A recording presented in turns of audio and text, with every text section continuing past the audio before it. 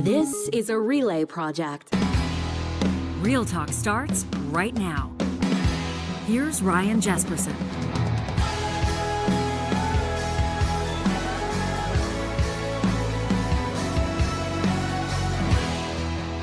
I want to welcome you to a very special municipal election edition of Real Talk as we shine a spotlight on my hometown. Today we're focusing on Calgary, a city at a crossroads.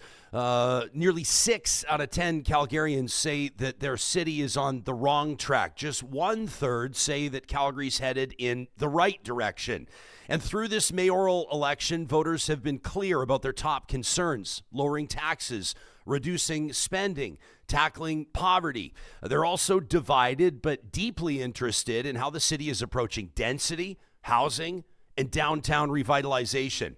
We've brought together the top 5 polling candidates that are vying to lead Calgary forward: Jyoti Gondek, Jeromy Farkas, Sonya Sharp, Jeff Davison, and Thiessen.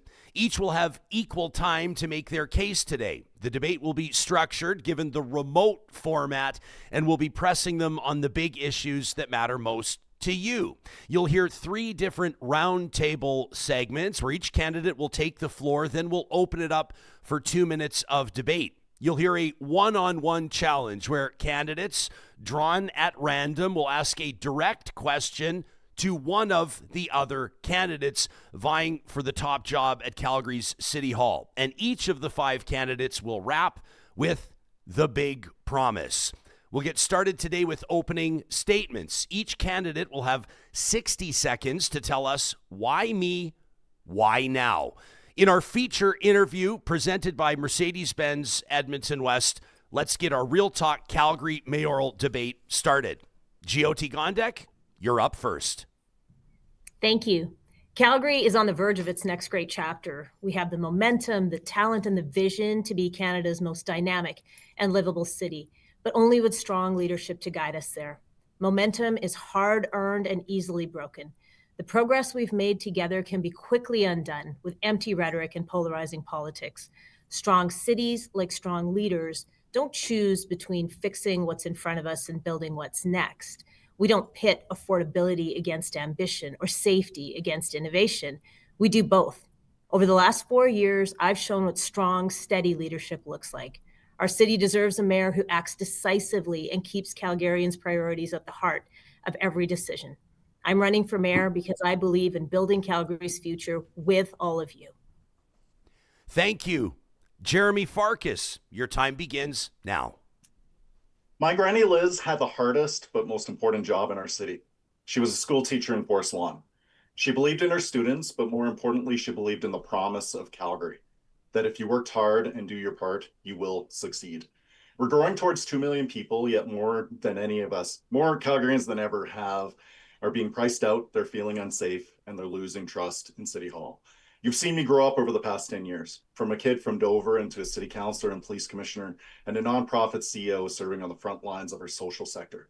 My name is Jeromy Farkas. I've made mistakes and I've learned from them. I've led through challenge and change, and I need your vote to do what no one else on this race can. To stop a political party takeover of City Council, to change the direction of City Hall, and to deliver on the promise of Calgary. Thank you very much. Sonya Sharp, your time begins now. Good morning. Thank you. Good morning. I'm Sonya Sharp, and I'm asking for your vote. I have no personal or ideological agenda, no agenda other than a to-do list created by talking to thousands of Calgarians in the last 4 years. My to-do list is very clear. 1, repeal blanket rezoning, period. Make our community safer by hiring 500 police officers over the next few years. That has also been endorsed by the Calgary Police Association. This will help ensure additional safety in our streets, in our communities, and in our small businesses for local artists and everyone traveling around the city. 3, take a new direction with our senior city administration. I'm the only candidate addressing this. Today, our senior administration thinks council reports to them. I want them to understand they report to council, and council reports to Calgarians.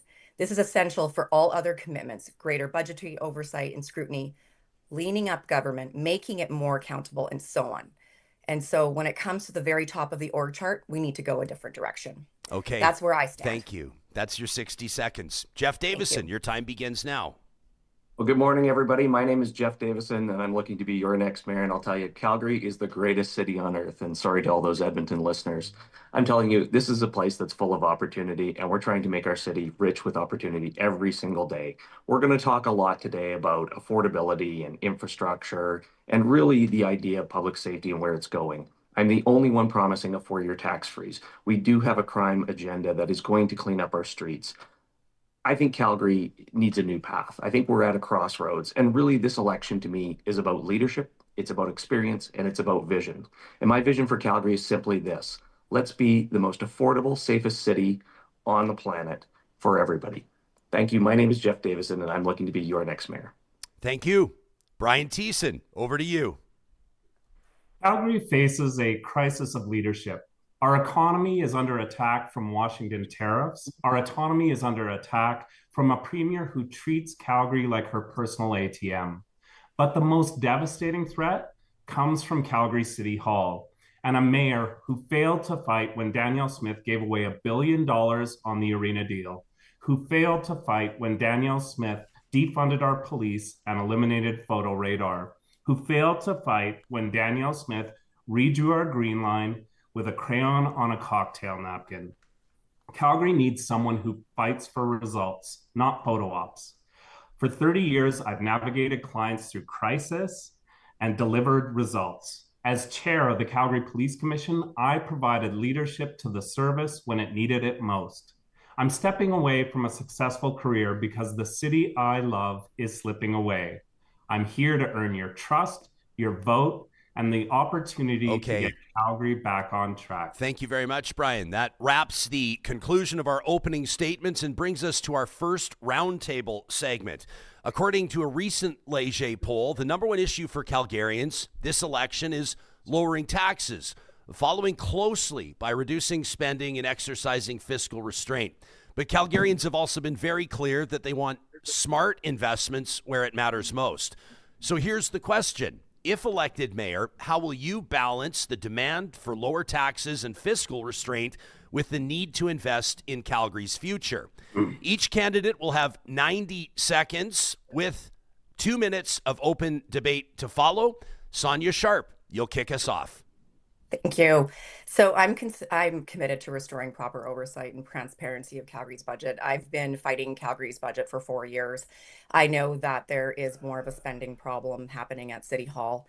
Our operating budget's projected to reach roughly $4.9 billion in 2026, alongside $10.2 billion in capital spending. With numbers that large, taxpayers deserve confidence in every dollar being spent.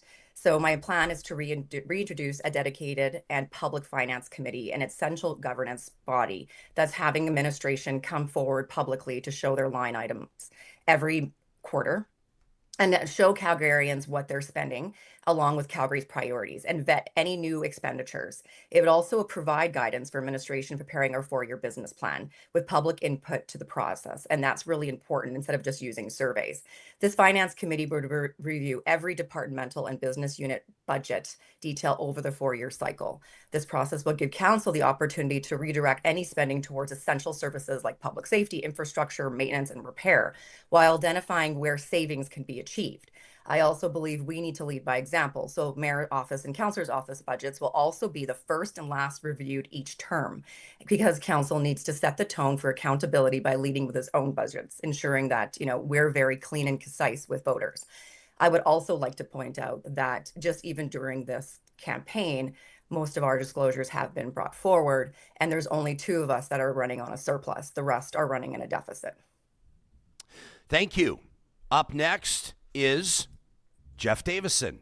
Your 90 seconds begins now. Well, thank you. I am the only candidate talking about a 4-year tax freeze. And to everybody listening out there, do not listen to anybody on this stage who is going to tell you that this is impossible. It absolutely isn't. The idea is let's build tax base and stop eroding our tax rate. The idea of how do we develop our city differently? Transit-oriented development, new community growth, an industrial land strategy. All of these will build tax base to help us support the growth in Calgary rather than eroding costs to people. What I get super tired of is when City Council says, we hear you when it comes to affordability, but then they continue to increase our taxes. Last time I checked, if there's an affordability crisis, you don't turn around and then charge people more money. That's simply put, just not listening, and it's tone deaf. For me, a 4-year tax freeze actually means putting Calgarians first, doing our best as a city to budget and focus on core services, managing our income levels differently, thinking about all of our investment income and how do we apply that back to the tax base, looking at how we manage risk differently.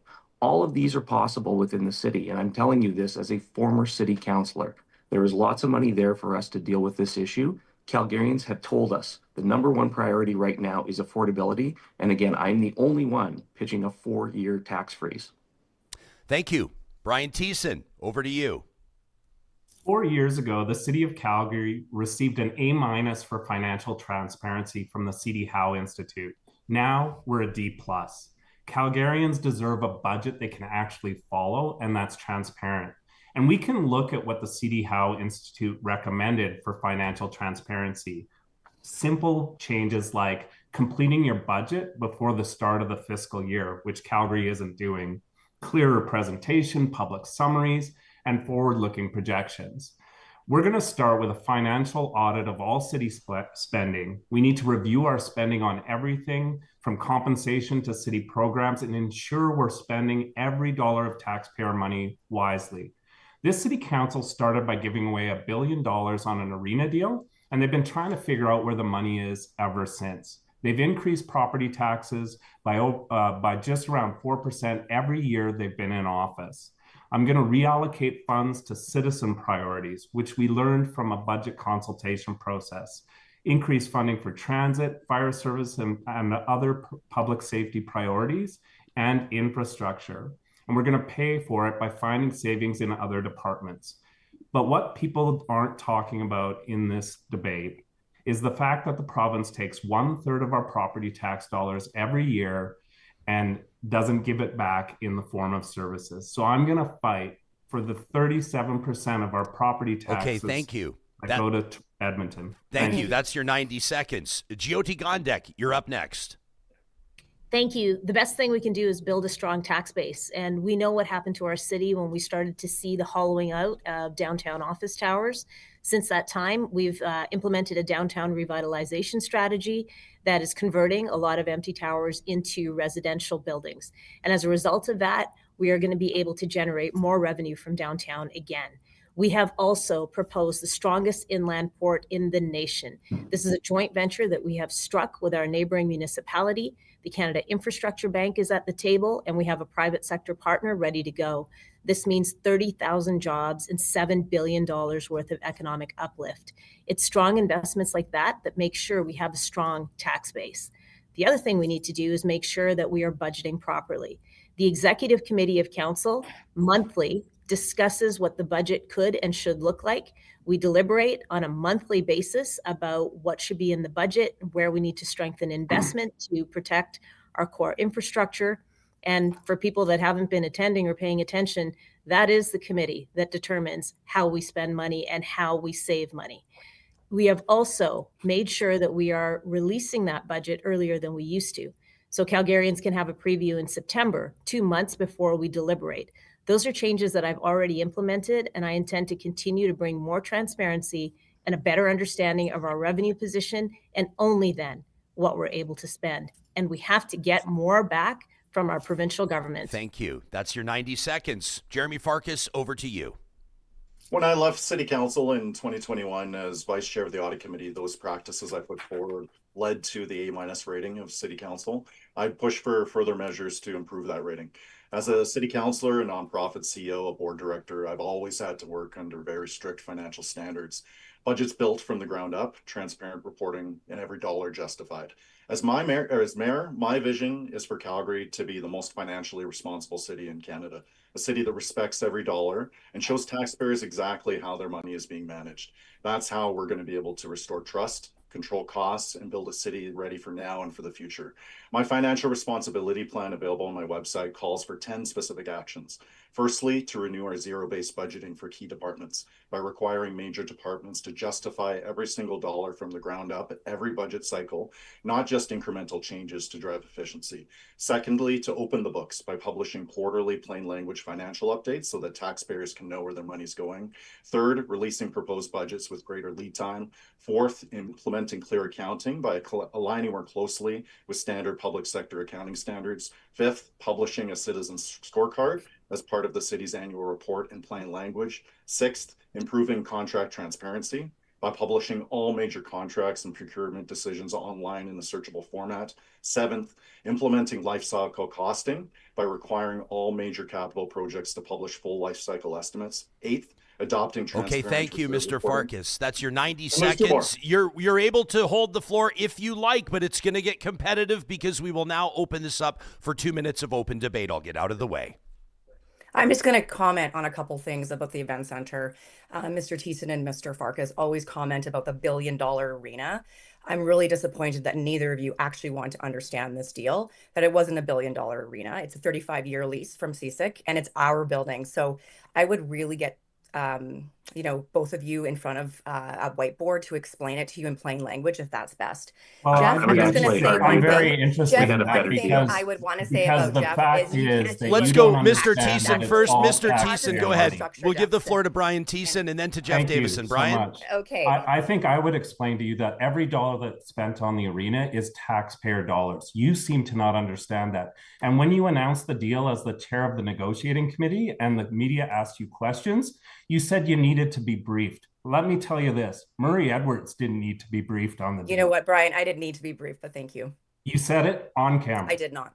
Okay. I wasn't on the I will just say negotiating we committee. had a better deal in all You of this. did not have a deal better that deal. got, Ours was $330 you can argue million that. better You than can argue that yours. all you want, Sonya. It was I a better better deal that believe got it. all our I money will. back. You simply can't do math. $330 million. You left You know that what in the I'd like other to know, deal. Sonya? How much is Murray Edwards giving you for all of those signs that are out in the public right now? Because Actually, you gave none, away Jeff. $1 billion too. None, actually, Jeff. But thank you for being Sure, very. I'd love to see your party's disclosure, Sonya, because that Actually, doesn't it make is. any If sense. you'd to like me. to look at it, I think you spent more money than I brought in. So I'd if we just want to like have to this make- conversation. I'd like to make a comment on something that's not this. Mr. Farkas, you talked about financial responsibility that you exercised last term. Your version of financial responsibility was to vote against every single budget. So you abdicated your responsibility. You did not support anything that Calgarians wanted you to invest in, and you Sonya, you called have that in common. responsibility. There's 10 Jeff seconds Davison, left. you've supported every single tax increase the last 4 years, and now you want to freeze taxes. No, I listened to And you know that Calgarians and what they actually asked us causes to a do, and I deficit. continue to listen to Yes. Calgarians on what they want. You, like Mr. Farkas, vote actually- against every budget and claim that Actually, I not don't. paying the fire department is the way forward for our city. Okay, It's that actually marks quite the foolish. conclusion of our first 2 minutes of open debate. I love how you five have set the tone. I know the audience does too. We appreciate the robust yet respectable debate. We'll get back to open debate following the next 5 statements. That is our second of 3 roundtable features: housing, density, and affordability. More than half of Calgarians support requiring more infill and redevelopment, that is, to manage housing demand and growth. But it is a contentious issue. Affordability is top of mind.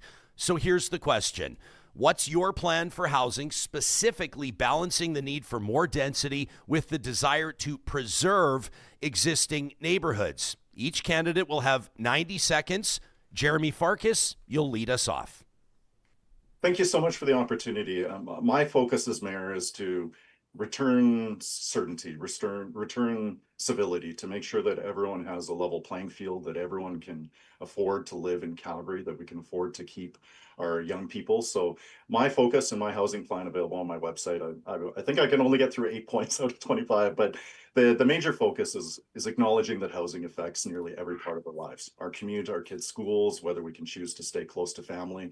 But too many of us today are living with uncertainty in terms of surprise rent hikes, blanket rezonings, lack of affordable options. It's not zoning that's going to be able to fix this issue. We need partnership, we need infrastructure, we need investment. So my housing policy and plan calls for restoring certainty across the board, replacing blanket rezoning in favor of a community-driven strategy, supporting renters, cutting red tape so that good builders can build faster, supporting funding for nonprofit sector.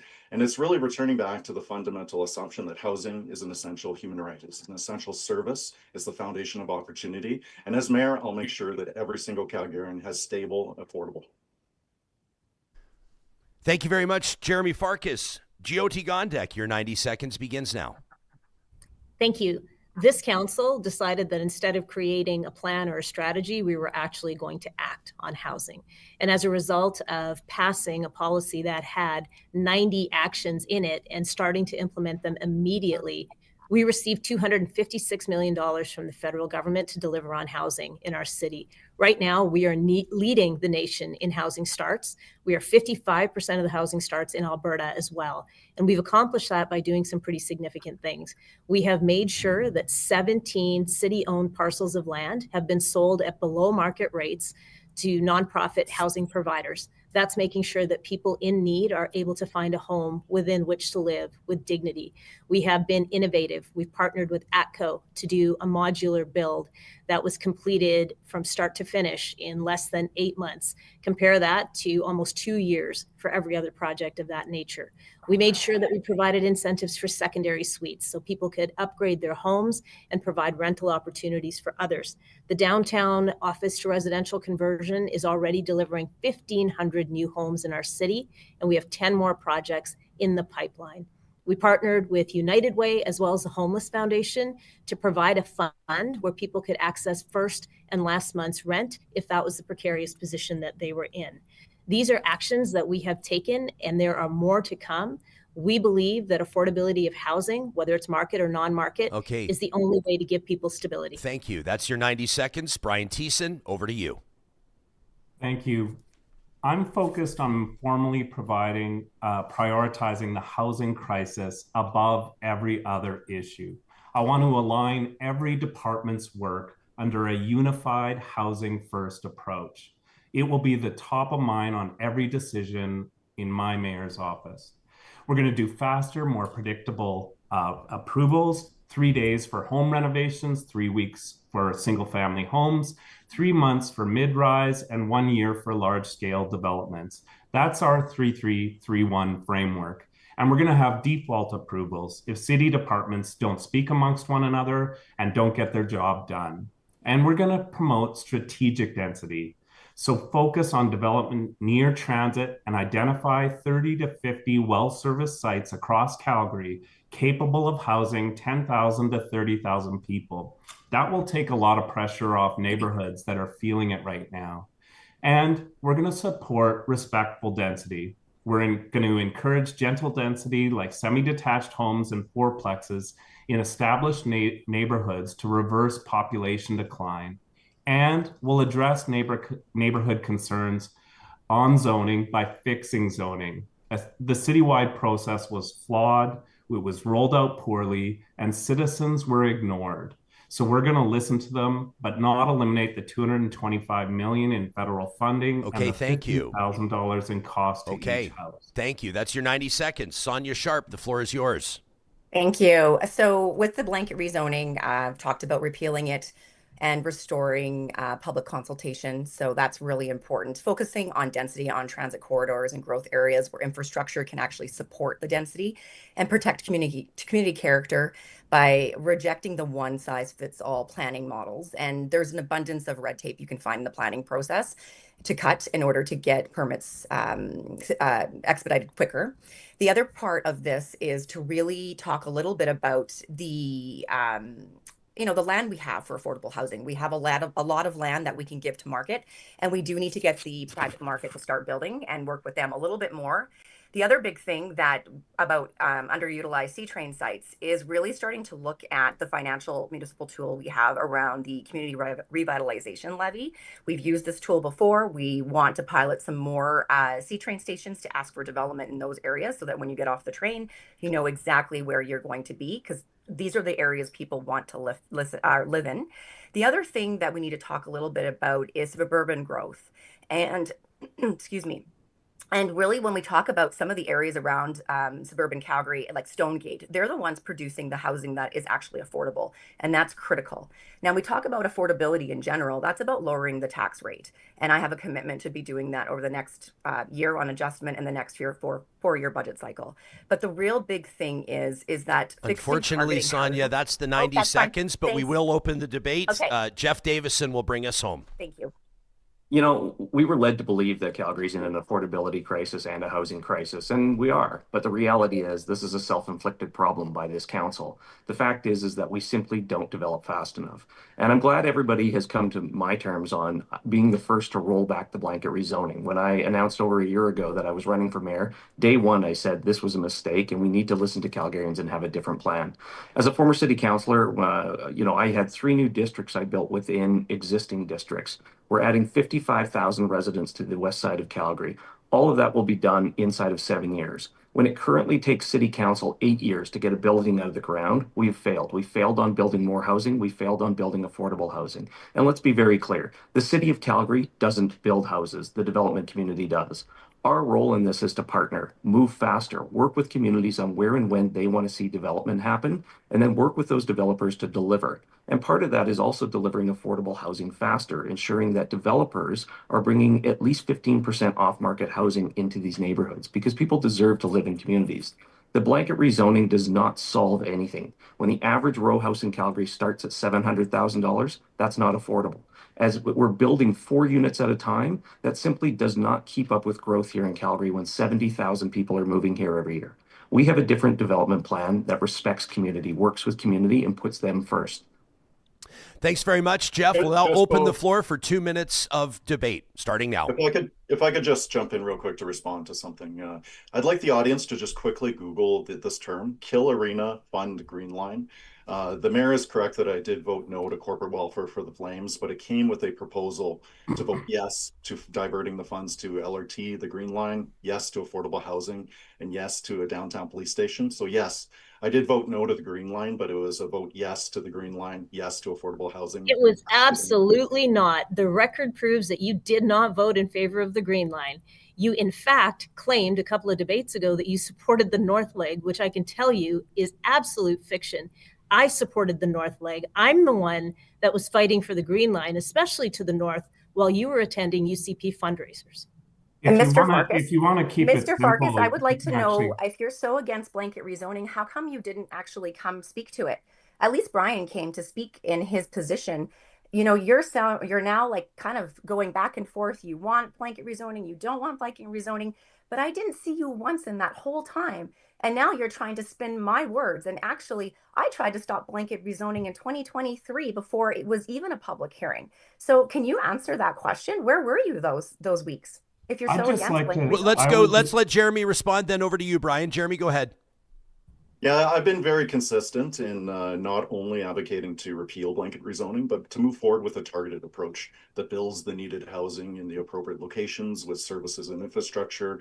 I understand that it's now the community's first proposal to keep the blanket rezoning in place. It is not, actually, Mr. Farkas. You have the option. You are really spinning That's according to reporting in the Live Wire. But for me, I want to move forward as a city. I want to continue to ensure that every single Calgarian has access to safe, affordable housing. And that's really going to be the biggest challenge, because over the next 2 or 4 years, we're going to grow to be a city of 2 million people. We got to continue to ensure that we have the housing that's available so that kids like me growing up in Dover, Forest Lawn, elsewhere, don't have to live with food insecurity, housing precariousness. Okay. So we need to move on from this debate and actually focus on building the housing. We don't need to move on from this debate. Okay, thank you. I will impose executive privilege to add 20 more seconds to this debate. Brian, it's over to you.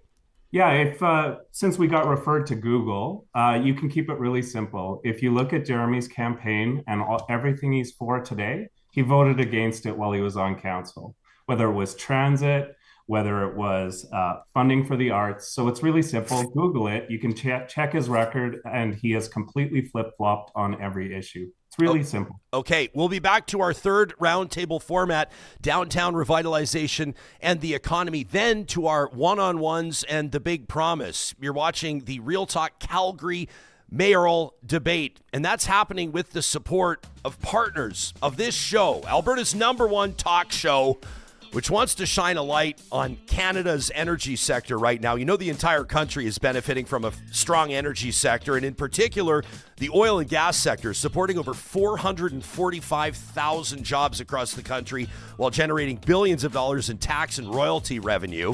That's helping fund roads, bridges, schools, and more. Pathways Alliance is 6 of Canada's largest oil sands companies working together to grow Canada's economy and meet global demand. You can learn more about the initiative by visiting pathwaysalliance.ca. Alberta is winning with Play Alberta, and this year Play Alberta is offering odds boosts on every Oilers game all season long. This is great news for all you Oilers fans watching us down in Calgary right now. Your chance to score big, and for a limited time only, Real Talkers will get an exclusive $50 free bet when they deposit $50 using the promo code Ryan50. That's all one word, Ryan50.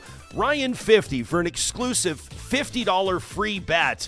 You can download the Play Alberta app or visit playalberta.ca. You must be 18 or older to play, and if you do gamble, please use your game sense. This is a message for established professionals and business owners asking those big financial questions like, should you pay yourself in dividends or salary? Should you put your savings into a TFSA, an RRSP, or maybe just leave investment inside your corporation for your eventual retirement? You know, there could be another option that your current investment advisor may not even be telling you about. At North Road Investment Council, they've put together a clear, plain language white paper unloading the benefits of, and of course the challenges of what they call an IPP. This is an individual pension plan. If you're earning more than $200,000 annually in your business, if you're over 40 years of age, this could be a great fit for you, but it's not for everybody. Download that white paper by reaching out to Marshall Carey and the team at North Road Investment Council on their website. That's northroadic.com.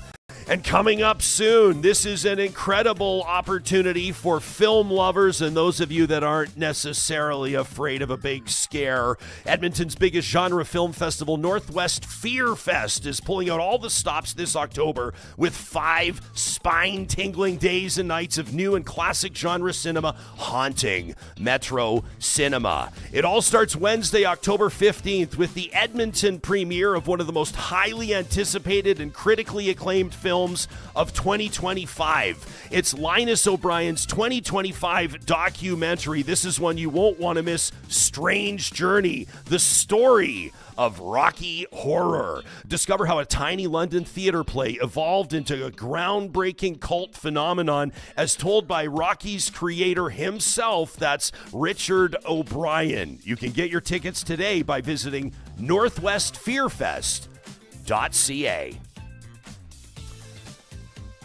Our Real Talk Calgary Mayoral debate continues with the 5 top polling candidates vying for the top job at City Hall. Our third of 3 roundtable formats will focus on downtown revitalization and the economy.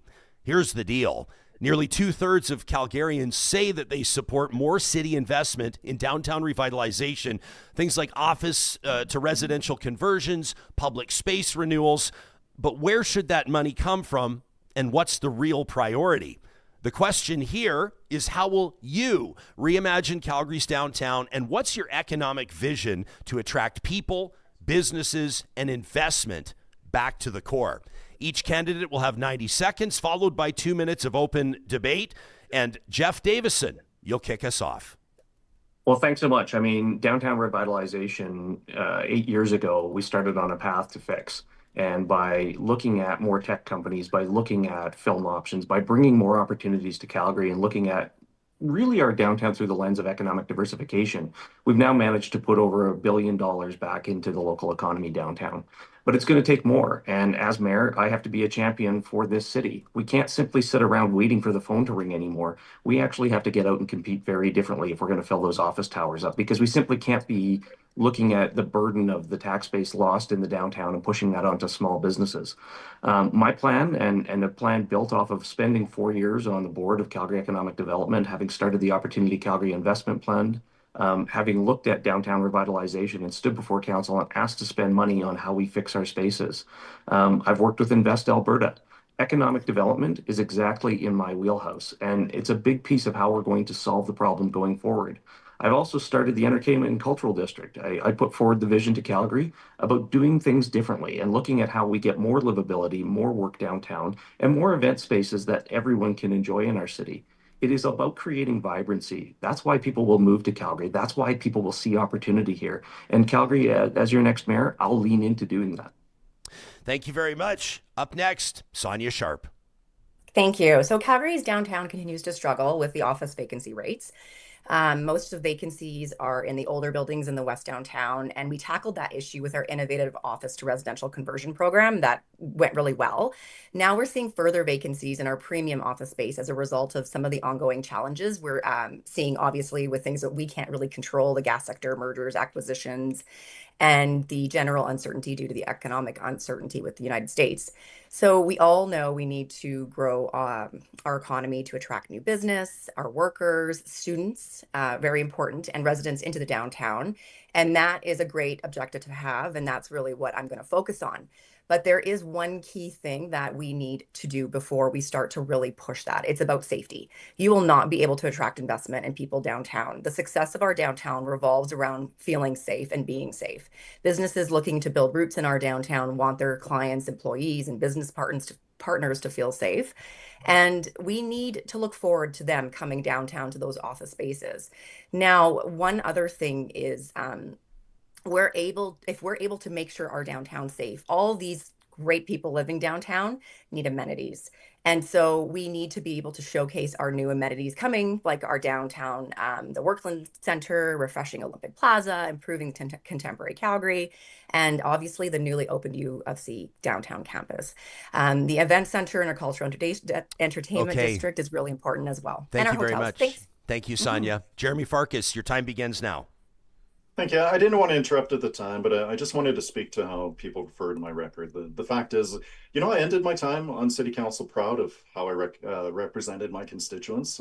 There are major initiatives that I championed at that time, like the ban on conversion therapy, the low-income transit pass, the mental health and addiction strategy that I'm quite proud of. I didn't always get it right, but I've continued to learn and grow in that time. And I think it's okay for leaders to say that they've changed their mind or that circumstances have changed or they've seen new evidence. So that's really the focus that I want to bring is bringing together Calgarians from all walks of life to incorporate the feedback so that we can actually get things done. And when it comes to downtown, I think safety is a big issue.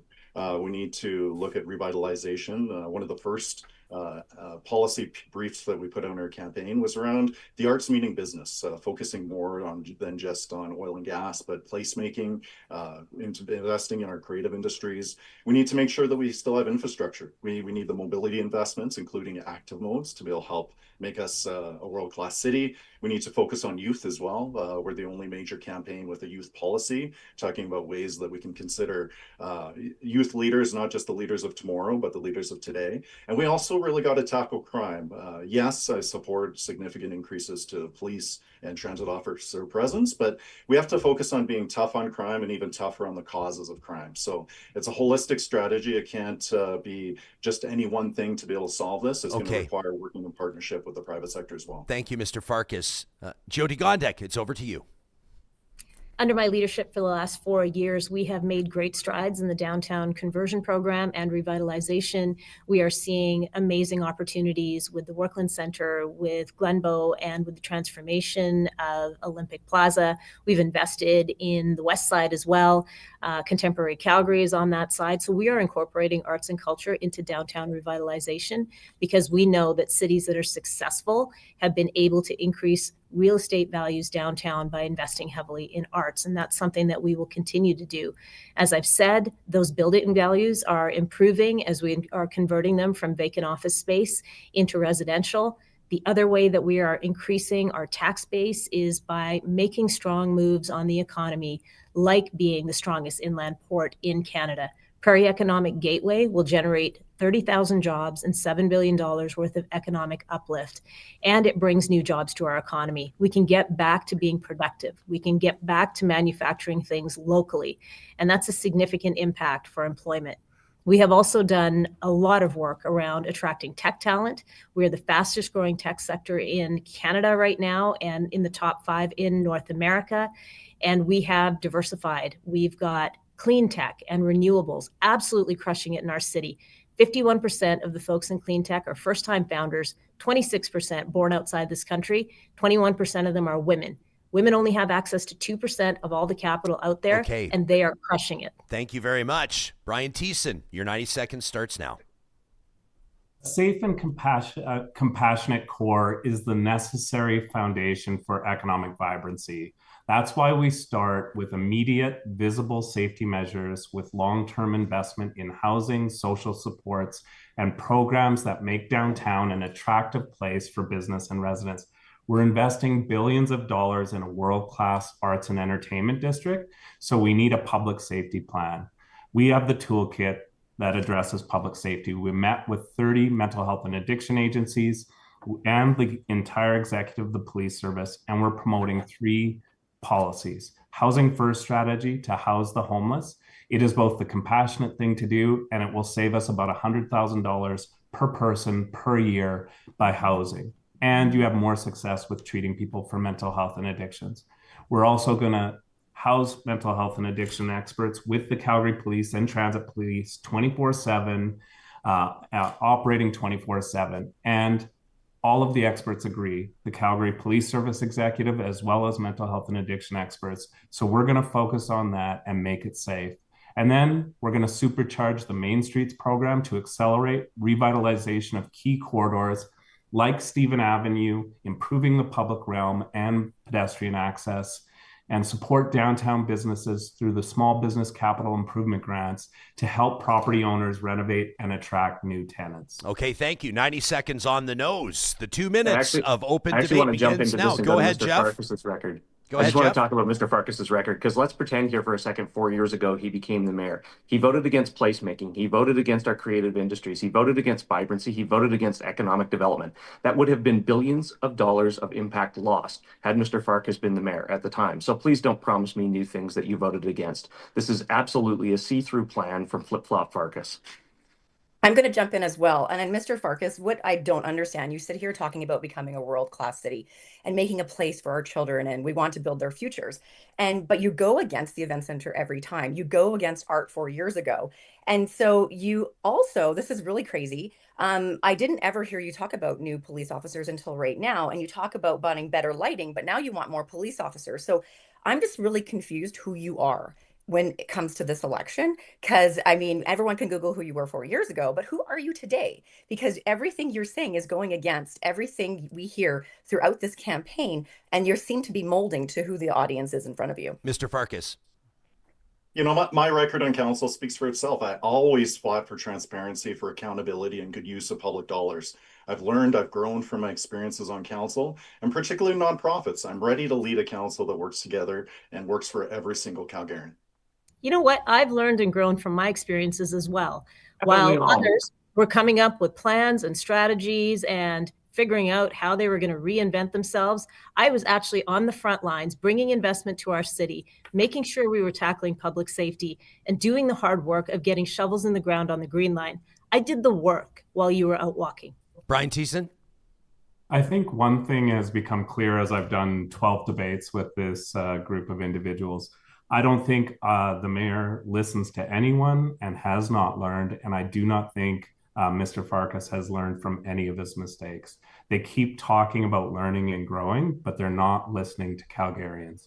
Okay, that wraps us right at 2 minutes. Still to come here. We're going to give our candidates an opportunity to top up their coffees and get ready for the one-on-one challenges where they'll be pitted against one another with direct questions. They've had time to plan for the questions. They've had time to plan for their responses. And we'll wrap all of this with each of them making their big promise to voters in Calgary. This Real Talk Calgary Mayoral debate would not happen without the support of our friends at California Closets of Canada, proudly operating across Western Canada and strongly in Alberta, which is where all of their installations are built. This Canadian-owned and operated company is the absolute best in the business when it comes to custom closets and storage solutions for your entire home. Now, I know what some of you are thinking. You desperately love that walk-in closet. Your laundry room needs help. You've dreamed of a Murphy bed to turn your home office into a guest room, but you don't think you can afford California Closets. The good news is California Closets team can custom design to fit any space and any budget. You can learn more about that on their website, californiaclosets.ca. That's where you can also request a free consultation. Every California Closets installation is guaranteed for life. Visit californiaclosets.ca today. Proudly headquartered in Calgary and Edmonton, Kubi Renewable Energy is Western Canada's busiest solar installer. And while the federal Canada Greener Homes Loan Program has come to an end as of October 1st, that doesn't mean that solar is out of reach. There are still plenty of federal and provincial programs, incentives, and financing options available to homeowners. The difference is it can be hard to know what you qualify for, and that's where Kubi comes in. The Kubi team helps clients navigate the options, figure out what programs are available, and they'll guide you through the entire process. You don't have to sort through the fine print yourself when you work with Kubi Renewable Energy. Learn more by visiting their website. That's kubi.ca, KUBY.ca. Every voter knows that insurance has become more expensive in the province of Alberta, and Peace Hills Insurance wants you to know how they're serving Western Canadian clients differently with home, auto, and business products. Peace Hills Insurance is owned by the Samson Cree Nation, which means that their mission through Wakotowin, the Cree word representing the interconnectedness of all beings, is to be a respected national insurer that provides creative and responsive solutions.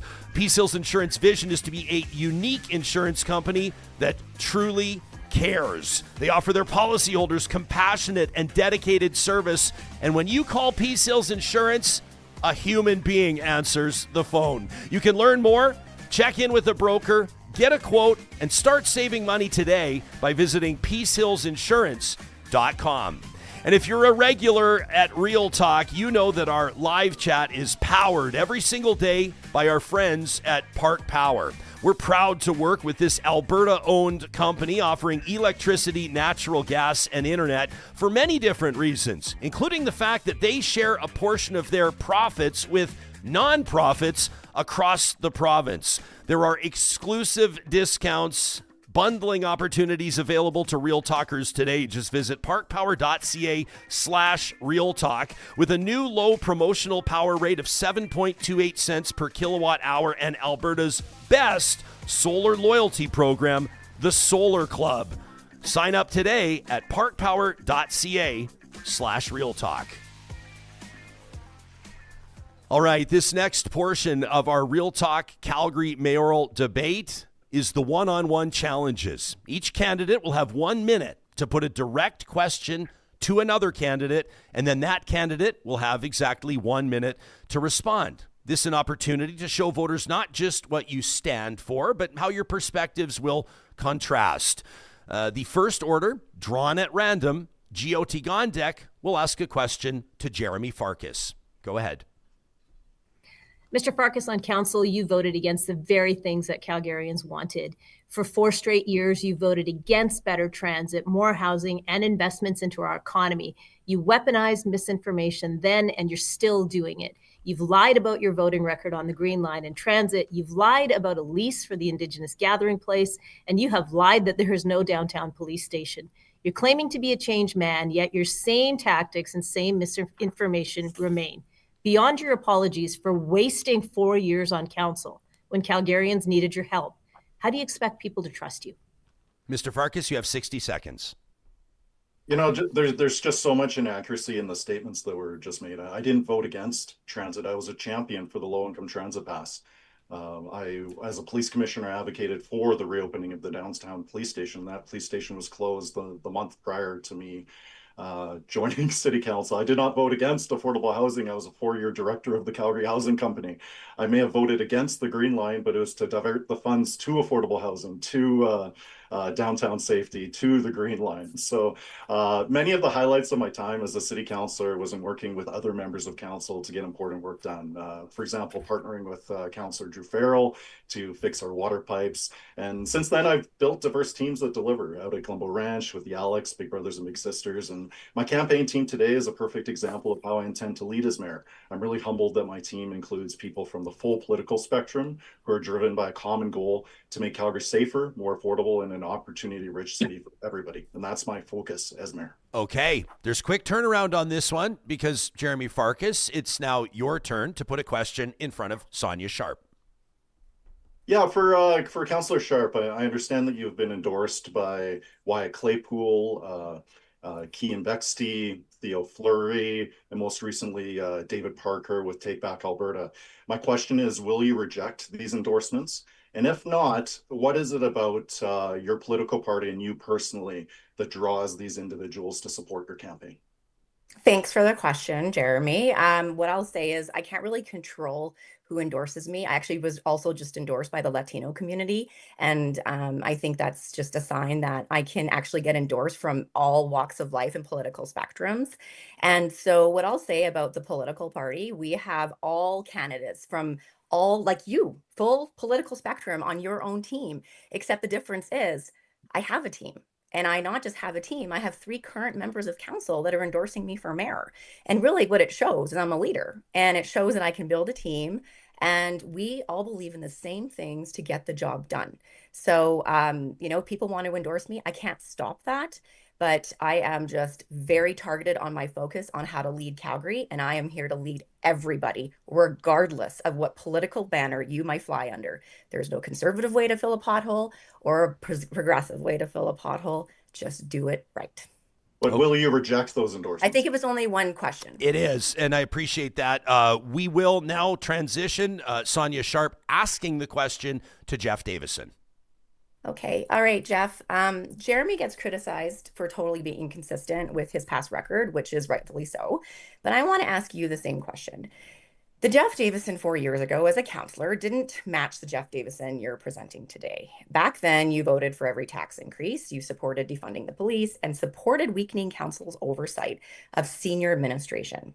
So how is it today you position yourself as a tax-fighting police pro-governance expert that voters can suddenly trust? And so how can you square that circle? And, how can voters see past that? Go ahead, Jeff. Thanks for the question. I mean, I got into this game because, frankly, you're not listening. And the issues in Calgary have actually changed. I mean, when it comes to defunding the police, that's a big lie.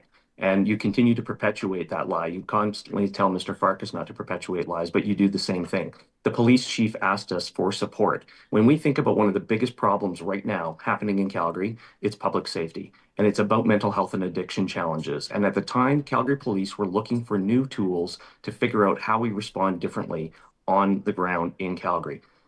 I've supported police all my life. When they said, Jeff, we need mental health support for officers, I supported it. When they said we need body-worn cameras for officers, I supported it. When Calgary said we need more police helicopters because Calgary has the most widely flown choppers in the world, I supported it. I am pro-police. I am pro-cleaning up our streets. And the fact that you continue to push this misinformation shows me that you're actually no better than Mr. Farkas is. So please stop calling him a liar if you're not going to do the same. Okay, Jeff, it's now your turn. Jeff Davison to pose a question to Brian Thiessen. Sure, Brian. Calgarians are tired of paying more and getting less. Families and businesses alike are struggling with affordability issues. Over the past few years, we've seen property taxes climb while basic services from snow clearing to transit reliability and safety continue to decline. I've committed to a 4-year tax freeze to give families and local businesses some breathing room and, getting City Hall's spending focused on getting back to basics. Your platform calls for significant increases in spending, but you haven't been clear about how you'll fund that. Can you explain in concrete terms how much your plan will cost Calgarians and how much taxes will go up to pay for it? Thank you so much for that question. I think there's probably nothing more naive in fiscal planning than a budgetary freeze. When things like the water main break and you have a $250 million issue and you've said you won't touch property tax dollars, you've painted yourself into a corner. I'll tell you where the money's going to come from. We're going to do an audit. We're going to find savings in other city departments, but we're going to focus on Calgarians' priorities like fire and safety. But most of all, unlike any of you in this debate, I have committed to negotiating a new deal with the province, getting back the 37% of the property tax dollars that the province picks our pocket for every year.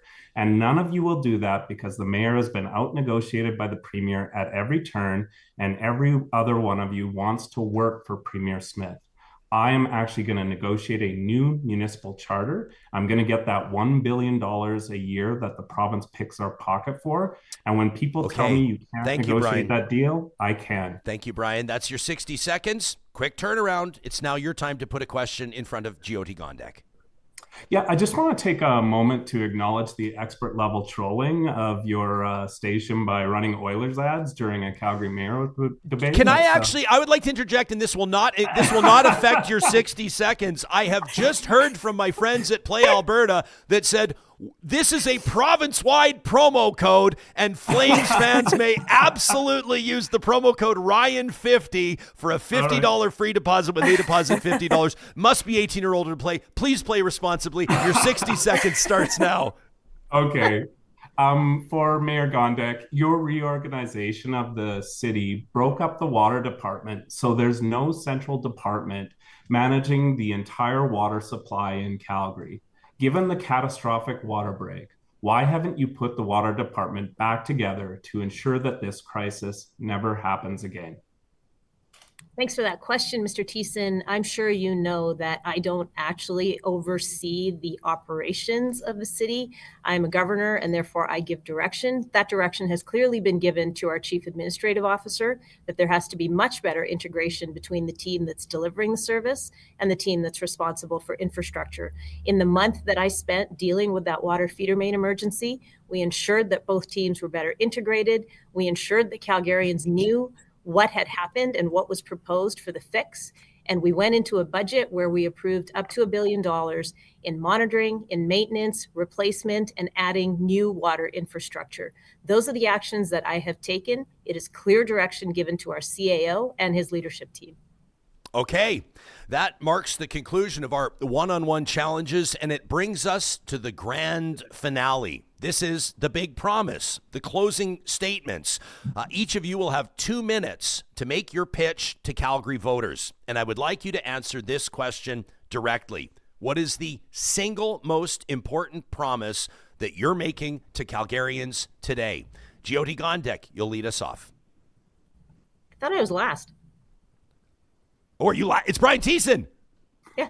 Pardon me. Thank you for that, Brian Thiessen. That was a curveball on me. There you go, Brian. Okay. I love this city. It's where I built my career, met my wife, and raised our family. But Calgary's in trouble. For a decade, The Economist ranked us in the top 5 cities in the world to live. Now we're 18th and falling. And that's not just a statistic. That's a warning. This election, you face a clear choice. 4 more years of a mayor who will not listen and cannot lead. Or one of Danielle Smith's 3 amigos, Farkas, Sharp, and Davison, who will answer to the premier whether it's wrecking transit, defunding the police, or raising your taxes. But there's a third option, the promise I make Calgarians today. A mayor with a public safety plan backed by both police and social agencies. A mayor focused on housing you can afford, transit that works, and infrastructure you can trust. A mayor who will cut red tape and support entrepreneurs and small businesses that drive our economy. I'm not a career politician like the other 4, and I won't pretend to be one. I'm not used to doing one thing, then smooth talking my way out of my record. But Calgary doesn't need another smooth talker. It needs competent leadership. I have the experience, I have the plan, I have the resolve to fight for Calgary. The path forward is clear. The choice is yours. Thank you very much. Jeff Davison, the floor is yours. You know, we've argued today a lot about affordability and infrastructure and public safety. Again, I'm going to start with how I began the first statement. Calgary's the greatest city on earth, and we want to continue to make it that way. Everyone comes here for opportunity, and our goal is very simple: create a safe, affordable place of opportunity for everyone. But to do that, we have some big challenges that we have to solve. I am the only candidate positioned a 4-year tax freeze. And please don't let any of these politicians on this stage tell you that this is not possible. It absolutely is, because what we're doing is prioritizing our spending back to basics on the things you've asked us to do. I am the only candidate here who has not flip-flopped on the blanket rezoning. I've been clear since day one that we will repeal the blanket rezoning and we will set a new path for development, one that respects community input first. That is a commitment to you, and I promise that will happen. But this leadership debate is really just that. It's about leadership. It's about, who do you trust? Do you trust people that say one thing and then do another? Or do we trust people that have had 4 years and have all of a sudden realized there's an election happening, and now they're talking about public safety, and they're talking about infrastructure, and they're talking about affordability? Each and every day when I talk to Calgarians, seniors tell me they don't feel safe downtown. Young people tell me they don't feel safe on transit. When our own transit drivers are being attacked on their jobs, we've failed, and we have to do better. So my name is Jeff Davison, and my commitment to you, my big promise, is that we will do better to become a place of safety, affordability, and one where everyone can thrive with opportunity. Thanks, Jeff. Sonya, the floor is yours. Thank you. So Calgary, today I'm asking for your support. This is a 3-horse race. If you're happy with the direction of the city, you have 2 real choices. Jyoti Gondek and Jeromy Farkas will keep things right on track. Expect more of the same from your city government with them in the mayor's chair. For others who think City Hall needs to be put in a new direction, focused on outcomes and deliverables, more than chatter and rhetoric, I'm offering you that choice for real change and backed up by a wonderful team of candidates who will deliver on those commitments. We all know it takes 8 votes to get things done at City Hall. Communities First has 10 great candidates, and we are all committed to delivering the same goals. Repealing blanket rezoning. Calgary, that is my promise to you. Making our communities safe and bringing our senior administration to heel so we can bring real budgetary oversight, accountability, transparency back to City Hall and focus on core municipal infrastructure and services. I have over 16 years of business experience, 20 years working in the city, and now 4 years as a member of council. None of my opponents have ever seen the city from these angles. We want affordable, safe city that works and where people can trust City Hall again. With your support and your vote, that is exactly what you'll get with me. Thank you. Thank you, Sonya. Jeromy Farkas, floor is yours. Yeah, my promise is to work from day one to bring together the city council as a team to be able to deliver for Calgarians. That includes safety, it includes affordability, it's everything that's on our website at ourpathforward.ca. But on a deeper level, on the trail, they say that if you want to go fast, you go alone. But if you want to go far, you go together. And that 7 months that I spent there was all about forming teams of strangers I met along the way, being thrown into high pressure life or death situations. And me even being here today, it's proof that I can work with people across all walks of life and build and lead the high performing teams that we need to be able to succeed as a city. I've seen all the other candidates at many community events all across the city over the past several months, and long after many of them have gotten their photo ops and left, I've had the opportunity to talk and listen to as many Calgarians as I can about their concerns and their hopes for our city. And that's what I'm doing now, and it's what I'm going to do as leading as your mayor. 2 of the folks on this panel are part of a council that's fractured and stuck. Calgarians don't feel that this mayor and council care about the same priorities as them, and this old city council is very clearly on the wrong track. 3 of the people on this panel are either leading or endorsed by a political party, and Calgarians don't want more of the political and partisan infighting at City Hall. They want less of that, and that's why I'm running as an independent, to be able to provide the coaching and the mentorship that our city council needs to be able to bring everyone together, focus on the right priorities, and get things done. So if Calgarians are feeling that this old council is off base and not focused on the right priorities, and if you're feeling it's time for a change, I'm here. And here's the thing though, all the polling shows that I'm the only one in this race that can stop a Take Back Alberta takeover of the city council. And Calgarians, we have a chance to do something that hasn't been done in my lifetime, to replace the sitting mayor. A vote for me will do that, and a vote for anyone else on this panel will not. So my name's Jeromy Farkas, and I'm asking for your vote to be able to stop a political party takeover of city council, to change the direction of the city hall, and to live up to the promise of Calgary. Thank you. That's your 2 minutes. Jyoti Gondek, sorry for the slight heart attack earlier. That was my bad. And you will bring us home. Your 2 minutes begins right now. Well, a very big thank you to Real Talk and to my fellow candidates and to everyone who joined this important conversation about the future of our city. Debates like this are essential to our democracy. They help Calgarians see who's offering real solutions, who's only offering sound bites, and who's only interested in dethroning a mayor without actually having a plan for what's next. Over the past 4 years, I've proven what leadership on purpose can deliver. We have tackled a housing crisis with bold strategies. We secured billions in investment. We revitalized our downtown and advanced major infrastructure like the Green Line LRT. We expanded affordable transit, and we protected recreation access for families. We also led through crisis, from global economic threats to a massive water main break. And I did that with transparency and calm. And that's the difference that steady leadership makes. We also know that our provincial government right now is attacking our education and healthcare systems, and it is causing us to drop in ratings globally for how livable our city is. That has to get fixed. And I know that this work is far from over. The very progress that's lifted our city onto the global stage can be undone if we lose focus, if we allow division and negativity to take hold. I've shown that I can deliver progress and lead through crisis. I know how to build partnerships and keep our city moving forward. And my promise to you is clear. I'll keep a steady hand at the wheel and continue to work with you to write Calgary's next chapter, one of growth, resilience, and opportunity for all of us. On October 20th, I'm asking for your support to keep building Calgary's future on purpose, with you at the center of it. That marks the official conclusion of the Real Talk Calgary Mayoral debate. I want to thank Jyoti Gondek, Jeromy Farkas, Jeff Davison, Sonya Sharp, and Brian Thiessen for participating. I commend each of you for the amount of time that you've put into this, your passion for building a city that I love deeply, and I want to thank you for your availability here today. Best of luck the rest of the way. Thanks so much, Ryan. Thank you. Thank you. Thank you. Everybody. Real Talkers, it's now over to you. We're going to get into our live chat powered by Park Power. We're going to check out our email inbox. These are emails to talk@ryanjespersen.com. Of course, if you're a regular here on Real Talk, you know I don't have to tell you. The Flamethrower is coming up in just a few moments, presented by the DQs of Northwest Edmonton and Sherwood Park. Your hottest takes. This is an all teachers strike edition of the Flamethrower. That's coming up in just a moment. It's not too late to get your hot take submitted for this episode if you're watching us live, or for next week's episode starting on Tuesday after Thanksgiving if you're catching this later on YouTube or on our podcast or on any of the social media platforms. The Real Talk live stream, of course, presented by California Closets. Our email inbox open 24 hours a day. talk@ryanjespersen.com. Edmonton is here because the river is here. So we care for it, protect it, share it.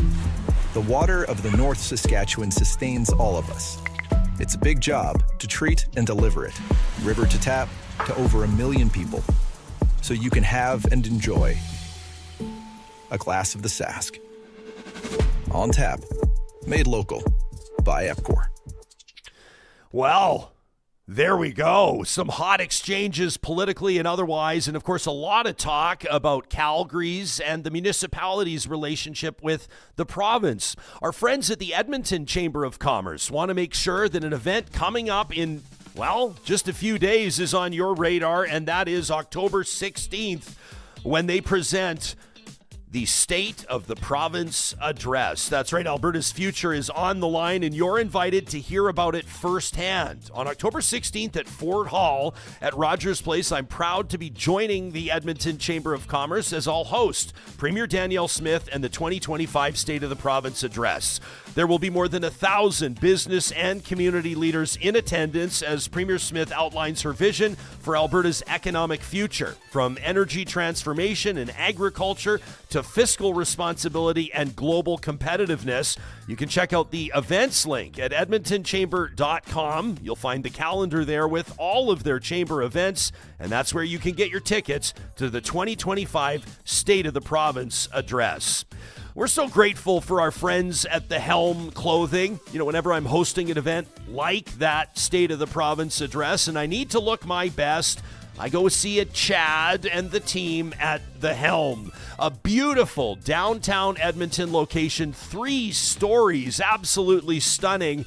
And this weekend, I want to make sure that you don't miss this. Friday and Saturday, October 10th and 11th, is their Damascena made-to-measure trunk show. This is a formal invitation we're making to you to this Damascena made-to-measure event. Join this event, light refreshments, and explore their fall 2025 ready-to-wear collection. They'll also be creating custom-tailored pieces that have been curated by Chad Helm and his team. Damascena is crafted to accompany every stage of your style journey with custom suits starting from $12.95, custom sport jackets starting from $8.95. These visits are completed by appointment only. You can secure your appointment today by visiting thehelmclothing.com. We know that thousands of Real Talkers will be gathering with beloved family members and friends this weekend to celebrate Thanksgiving. Friesen Brothers has you covered, and a shout out to those of you that went ahead and ordered your Thanksgiving dinner boxes. You know, it's not too late to pop into your local Friesen Brothers and let their team take all the heavy lifting off your plate. That's right, it's Red Seal chefs at Friesen Brothers that deliver all around the year, including these unbelievable turkey dinners. But there's so much more to Friesen Brothers, including fresh produce sourced as close to home as possible. They're incredible bakers, that famous Friesen Brothers sourdough, and of course, the sourdough cinnamon buns, too. Friesen Brothers is celebrating 70 years of putting good food on family dinner tables across the province of Alberta. You can learn more by visiting them online. That's friesen.com, Freson.com, or visit them at one of their 16 Alberta locations. Wonderful to welcome Edify's editor-in-chief Omar Mualim to our October 9th episode of the show. Omar joined Karen Unland from Taproot to talk about the earmuffs, kids.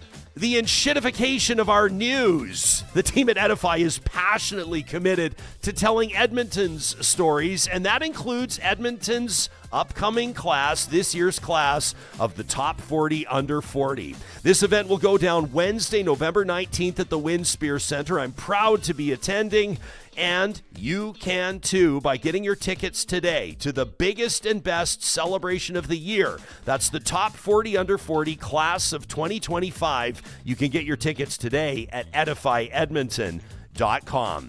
This municipal election, Civic Service Union 52 is hoping to make sure that you have their priorities top on your radar. These are the people that are building, maintaining, and serving Alberta's capital city every single day, and they're prioritizing a safe, smart, and welcoming city. They want a fair city, and they're doing that through their Edmonton for Everyone campaign. These are the people who are making Edmonton work proudly, quietly, and every single day. 911 and 311 operators, library staff, technical staff at the Edmonton Police Service, staff at the TELUS World of Science, Fort Edmonton Park, and other cultural institutions.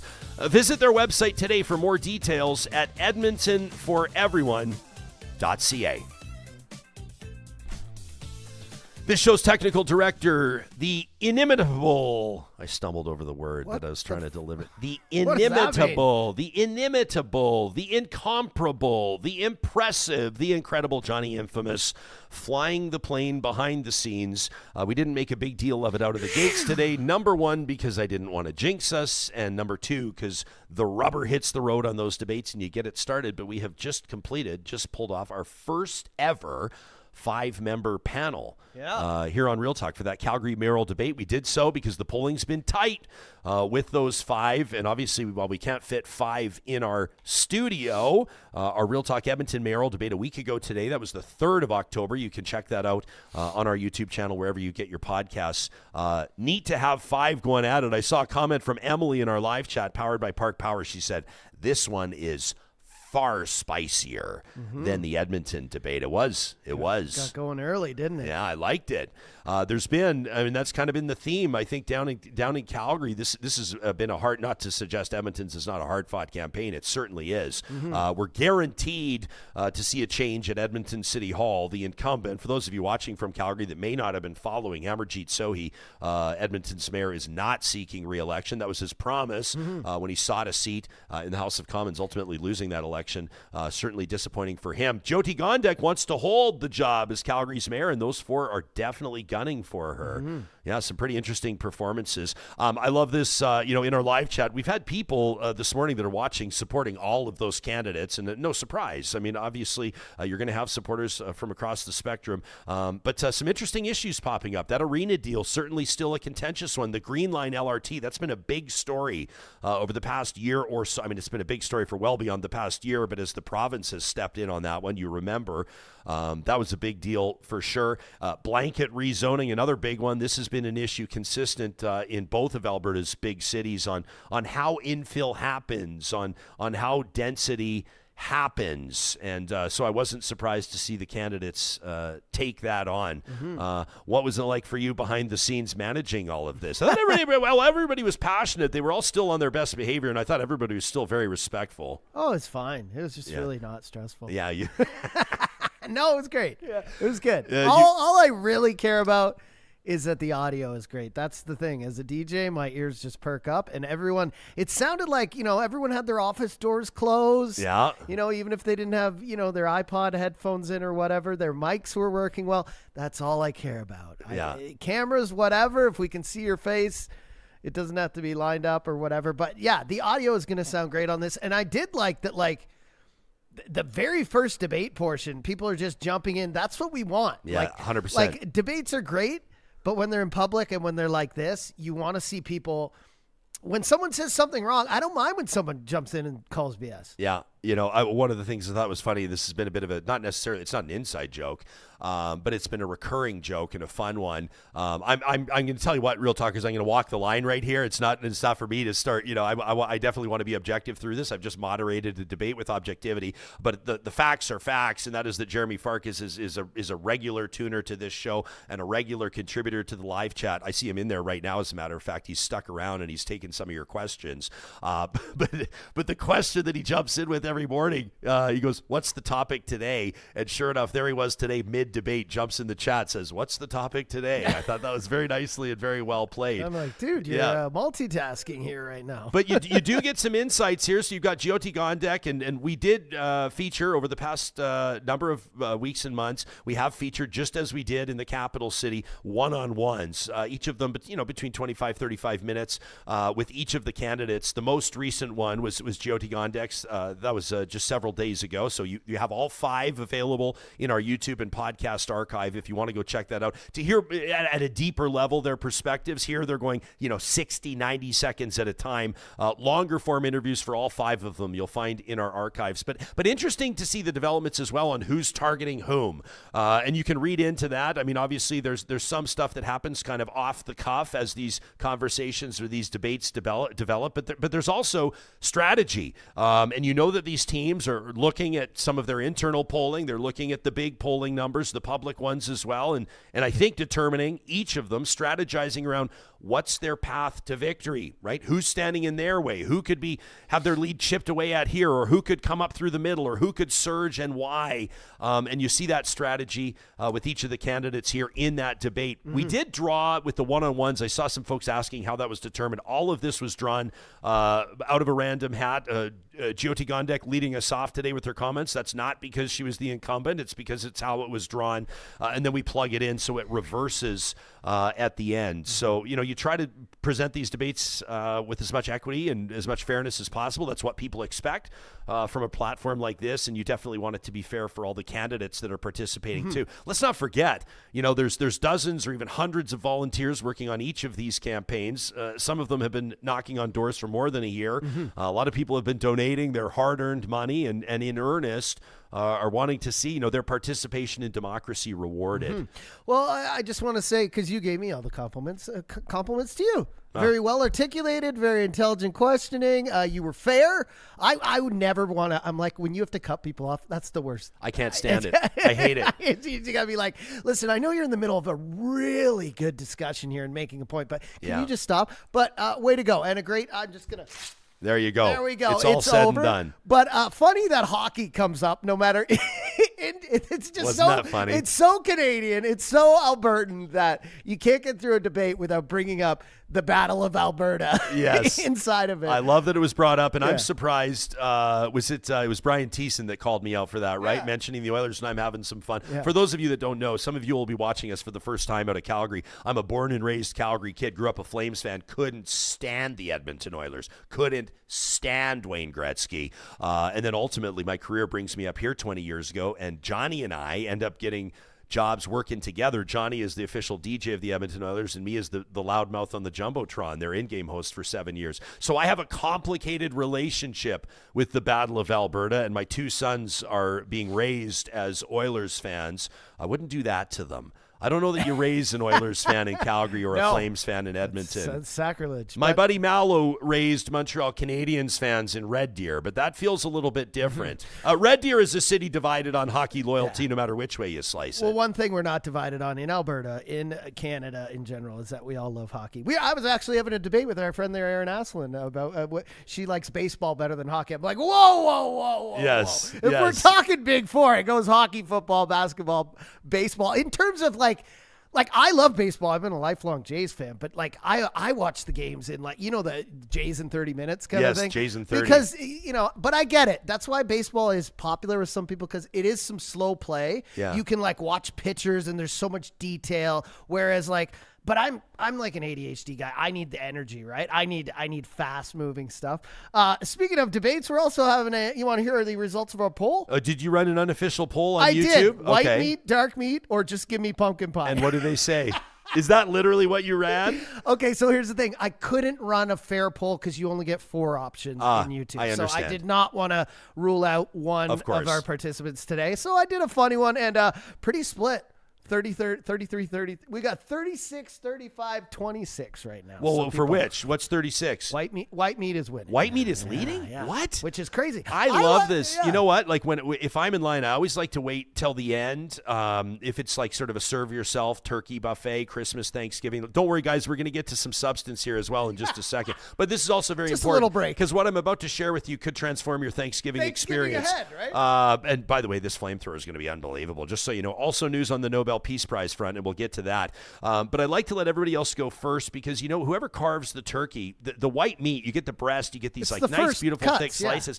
I'm not a fan. I'm a dark meat guy, and there is absolutely nothing like dark meat with the mashed potatoes. My mom makes this incredible broccoli and cheese casserole and then gravy over the whole thing. Are you kidding me? The reason I like to go last, number one, it comes across as polite, but number two, everyone has served themselves and now you can take as much as you want. So it's actually a hack. It's isn't a hack. The white meat's better to save anyways because it's good for the sandwiches later in the week. I find that the dark meat is just, it tastes better. It seems to be a little juicier, bit more juicier. For sure. That's it. So I'm interested. And then so it goes dark, white, and then pumpkin pie? White, dark, pumpkin. Oh, white, dark, pumpkin pie. Just slight, 38 to 36. You could have thrown a real curveball in there and done something like an apple pie, pumpkin and apple. You might be this time of year. Yeah. Okay, so those, my 3 favorite pies, rhubarb's my favorite.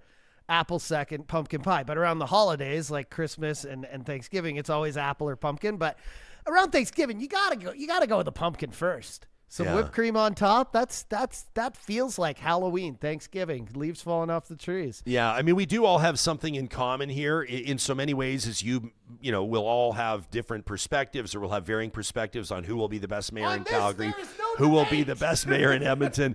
But the one thing that we're finding common ground in here, and I'm talking like Tony and Dwayne and Kathy and everybody else contributing, is that everything, no matter what, must be smothered in gravy.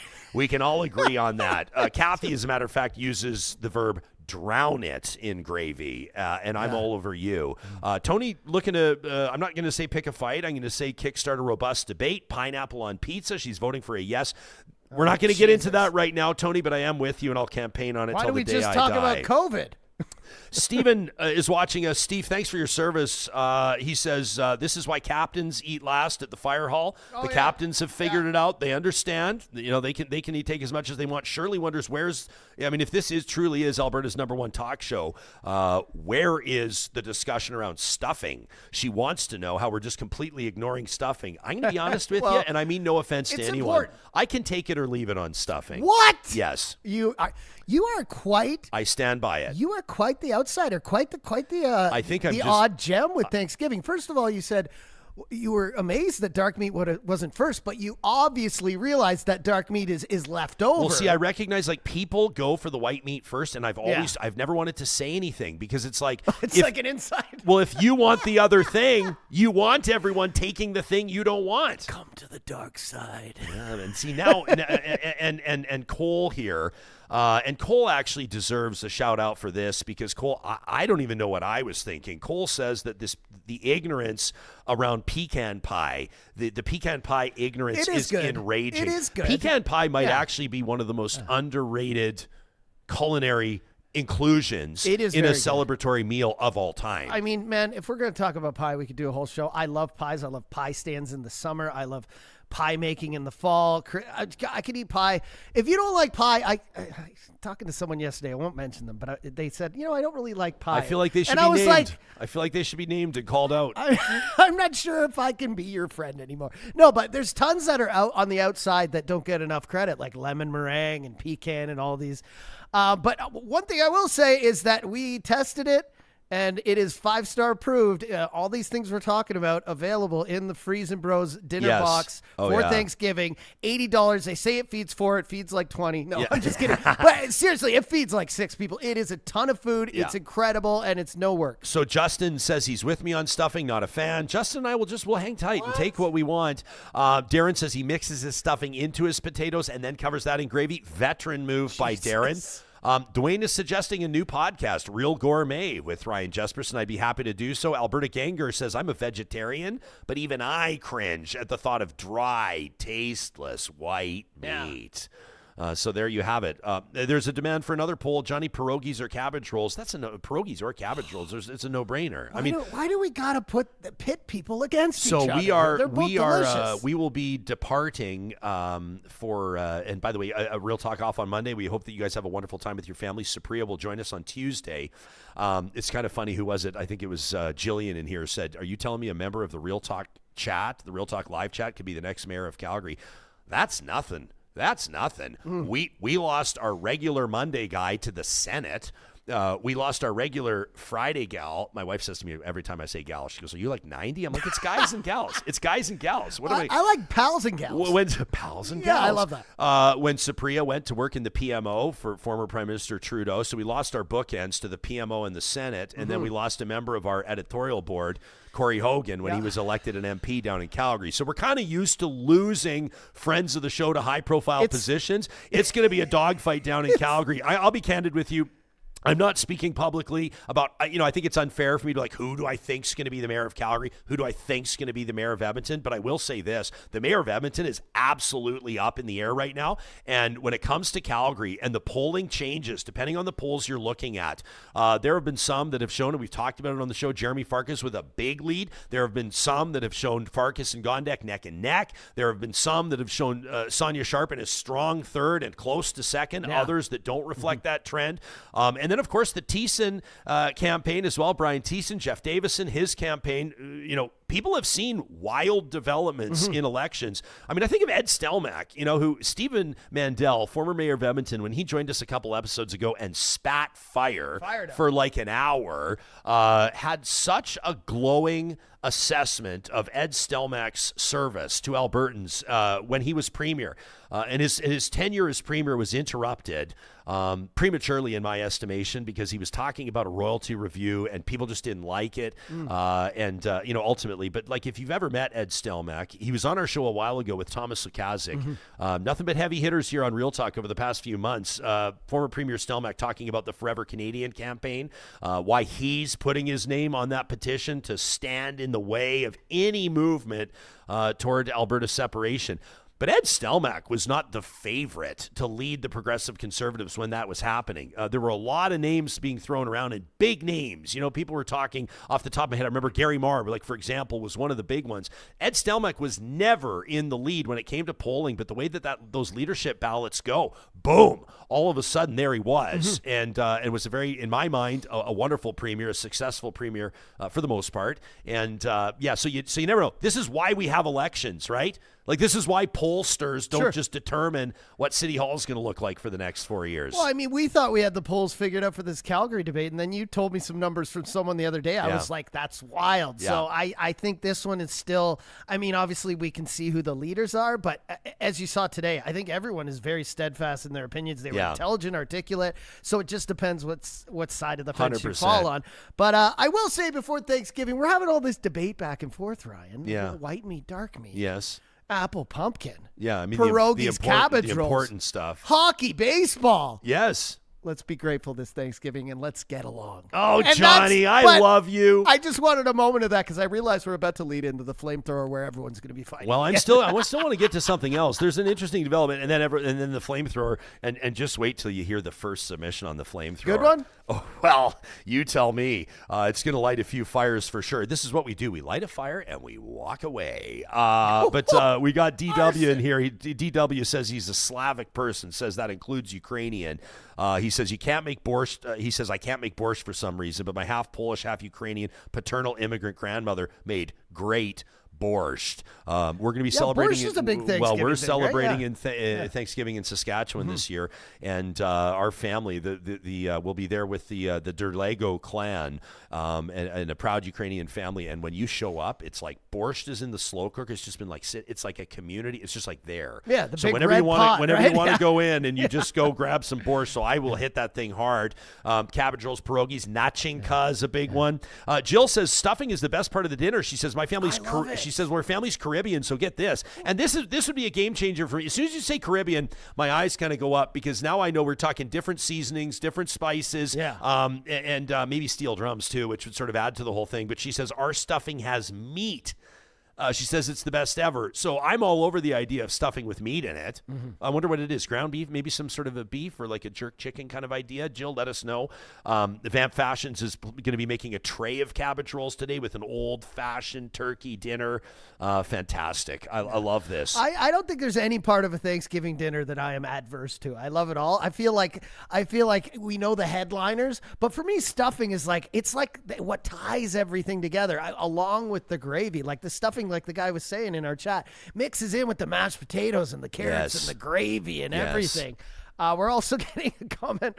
Where was the one from Jillian? Oh, Real Talk is a springboard to better jobs. I was just saying we often talk about this behind the scenes and in our Real Talk live chat on Discord, which you can get by becoming a Real Dealer or VIP or go to our YouTube page. Or a Real Talk Patreon supporter. But we've talked about this before where we realize when we get a new guest and then they become a frequent weekly kind of person, we're like, oh, this person's really good. We love talking to them every week. But in the back of our minds, we're like, who's waiting to take them from us? Because it happens over and over. Which is why I made you sign a 25-year no-move clause.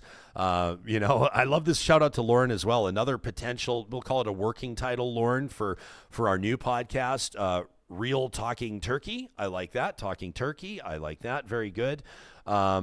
Interesting question from Denis. How many people, he says, I wonder, vote for the polling leader because they want to be connected to the perceived winner? That's an interesting insight, isn't it? And I think polls can, as a matter of fact, can be a real disservice. And we try to, I try to present them, and I hope my track record, supports what I'm saying here. But polls are a snapshot in time, and they're not everyone having a say, right? I mean, sample sizes, these pollsters are usually pretty good. We bring them on the show. They'll talk to, 1,000 Albertans, or they'll talk to 1,500 Calgarians. They'll do it as best they can in different neighborhoods. They'll try to hit different demographics. They'll try to get different members of society. They've had to evolve their polling. Polling up until a short time ago was only done by landline. And people started to say, well, who the hell has landlines anymore, right? If nobody under the age of 40 has a landline and you're polling by landline, then you're not getting anybody under 40. And if you're over 18, you can vote. Then what are we even doing here, right? So, but you have to realize there can be big surprises. I'm not forecasting any big surprises, but I'll say as an example, in Edmonton, in so many ways, as the perceived underdogs in Calgary are still fighting like hell. Same thing in Edmonton. You've got someone like Raheem Jaffer with name recognition that I'm not going to say very easily could become mayor, but it's not impossible. Dr. Omar Mohammed, who has been running the most energetic, impressive campaign I've seen in a long time, and I'm talking like a grassroots, bootstrapped, selfie video posted kind of campaign. That's the type of guy where, while I think him becoming mayor is unlikely, it's not impossible.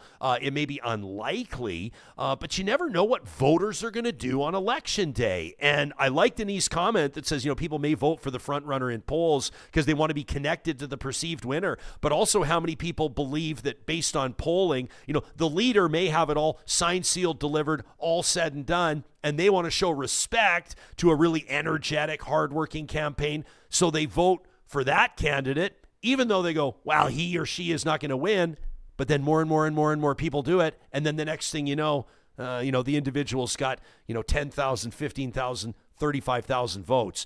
It'll typically take, I always look at the benchmark around 90 to 100,000. That's about how many votes typically you're going to aim for if you want to win, if you want to be mayor in one of the two cities. But we've seen campaigns recently, campaigns that have lost, that'll be 60, 70, 75,000 votes. These are big turnouts. That's a big number of votes to get. Of course, this all goes down Monday, October 20th. Across the province, advanced polls have been open for the past number of days. I saw some of you in here talking about how you've already cast your ballot, you've already cast your vote, you've already voted, you've already said it.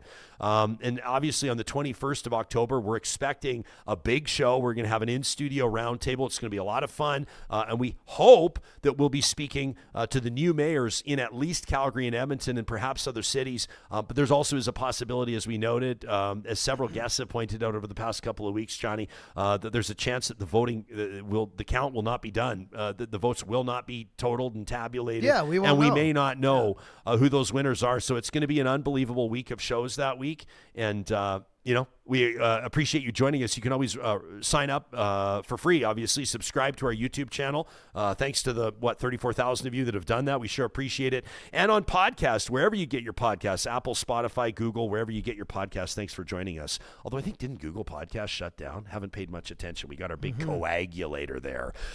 Donald Trump says that he has ended 7 wars, and everybody knows that Donald Trump has wanted the Nobel Peace Prize, but, well, not this year. The Nobel Peace Prize will not go to Donald Trump, and that was announced just this morning out of Venezuela. It is Maria Corina Machado that will be the recipient of the 2025 Nobel Prize for her work on democracy in Venezuela. Okay. And you can take audio from my Yeah, computer, I was just right? seeing, do we have so why audio don't I here? Let's send do this? it, So yeah. we're ready to rock here. This is a reporter asking. This was announced just about, I think about 40 minutes ago as our debate was underway. All A right. reporter asking the chair, that's who you're going to hear from, the chair of the Nobel Peace Prize Committee, why President Donald Trump did not win the Nobel Peace Prize. Listen to this.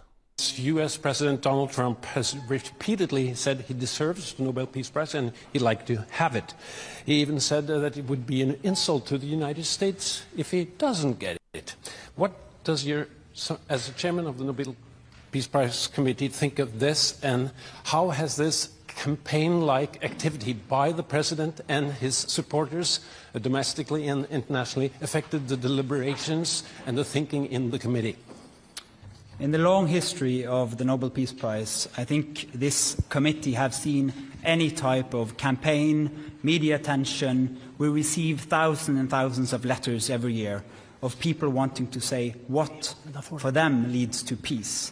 This committee sits in a room filled with the portraits of all laureates, and that room is filled with both courage and integrity.